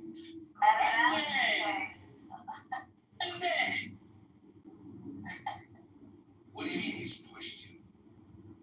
In terms of like trying to get me to articulate my positions. But that's good. Him and Diego. Oh yeah, I love it. I have zero complaints. I have zero. And I think that you're doing well. Sometimes you get a little bit stuck, like I don't know, but I'm you're doing very. Huh? I'm a retard. But we don't expect. But for a retard, you're actually very good at it. That's okay. So honestly, when I hear, okay, if I'm being honest, when I was in the classes at the Ayn Rand Institute, I felt like a fucking donkey. Like I was like, these people articulate these ideas insanely well. Like honestly, in my head, I'm thinking if I could articulate these ideas this well, I would legit start a YouTube channel on just this because I know I can go so far. Like there were some people that are really fucking good. There's this one Israeli kid. He was a bit autistic, but he was fucking really good at explaining content. Yeah, that is one of the things about objectivists that it teaches you to argue very well with reason. That's right. It's just because like it tells you to to like look at all the other positions. So it's like there's nothing there's literally nothing, maybe not literally nothing, but I've heard so many positions: Christo-fascists, Marxists, Marxist-Leninists, Fabians, conservatives, liberals, Democrats, leftists, neo-Nazis. Like I've heard so many positions, and then you have to look at like the principles guiding these things. Then you have to go into religions, Judaism, Christianity, Hinduism, Islam, all of this shit. What is the conclusion? Well, you have to kind of summarize it into principles, right? So like for example, communism, fascism, socialism all have like the underlying principle of collectivism. Like the idea that the individual doesn't matter, like, you know, your life doesn't matter, it's the collective that is the ultimate. Individualism is evil because it's so. Collectivism is evil. No, but. Yeah, I see what you're saying. Yes. Individualism is. Yeah, the idea that your life matters is foreign and is an evil. Which is really the main distinction, right? And they don't actually understand the inversion of these ideas, because when you promote individual rights and you promote individualism, what you're doing is that you're leaving people on their own, and by doing that, you're pushing them into collaboration with others. So people know that they cannot do things on their own, but you're going to push them into a proactive, voluntary collaboration and be more participating in their societies, in their families, because they know they need others in order to succeed. That's right. But when you push collectivism, actually what you do is that you disconnect the individual from their personal responsibility and therefore from the surroundings, because you make them so reliant on the state and so reliant on others that they forget that they have an actual responsibility towards the others. They just get all their needs met, and they're not forced into finding their own way. You know, so their muscle doesn't evolve, and so they become disconnected from everything else because everything is given to them. That's right. So collaboration, but given in the end to them. So they are just in receiving mode and not feeling in responsibility mode. So actually it's an inversion. When you promote individualism, you actually do more for society than when you promote collectivism. You disconnect people through collectivism. And that's just the way people evaluate, like when it comes to helping people, or how, like what the role of government should be. So they evaluate, there's a poor person, therefore let's all help this poor person so we can all be lifted up, right? That's the evaluation, how that manifests politically. Now morally, there's a massive disconnect, because these people, their evaluation is always, like Randy said, the other, right? Like I have to live for my neighbor. So anything, and then how that manifests, how that moral position or evaluation manifests politically is exactly the collectivism that we're talking about. Yeah. And I do agree that in Christianity, there is, in a Christian world is where you find more compatibility with the concepts of with individual rights, etc. But it is not because of Christianity. It is simply that Christianity has allowed, a secular Christian society has allowed for it. But it's also the same with Judaism. The only religion that does not allow for it is Islam. That's right. Randy says that because of Christianity is that we have these values. I don't buy that argument. Well, it's obviously not through Christianity. It's because of Greeks. Yeah, Christianity is an influence of Greek philosophy. Plato.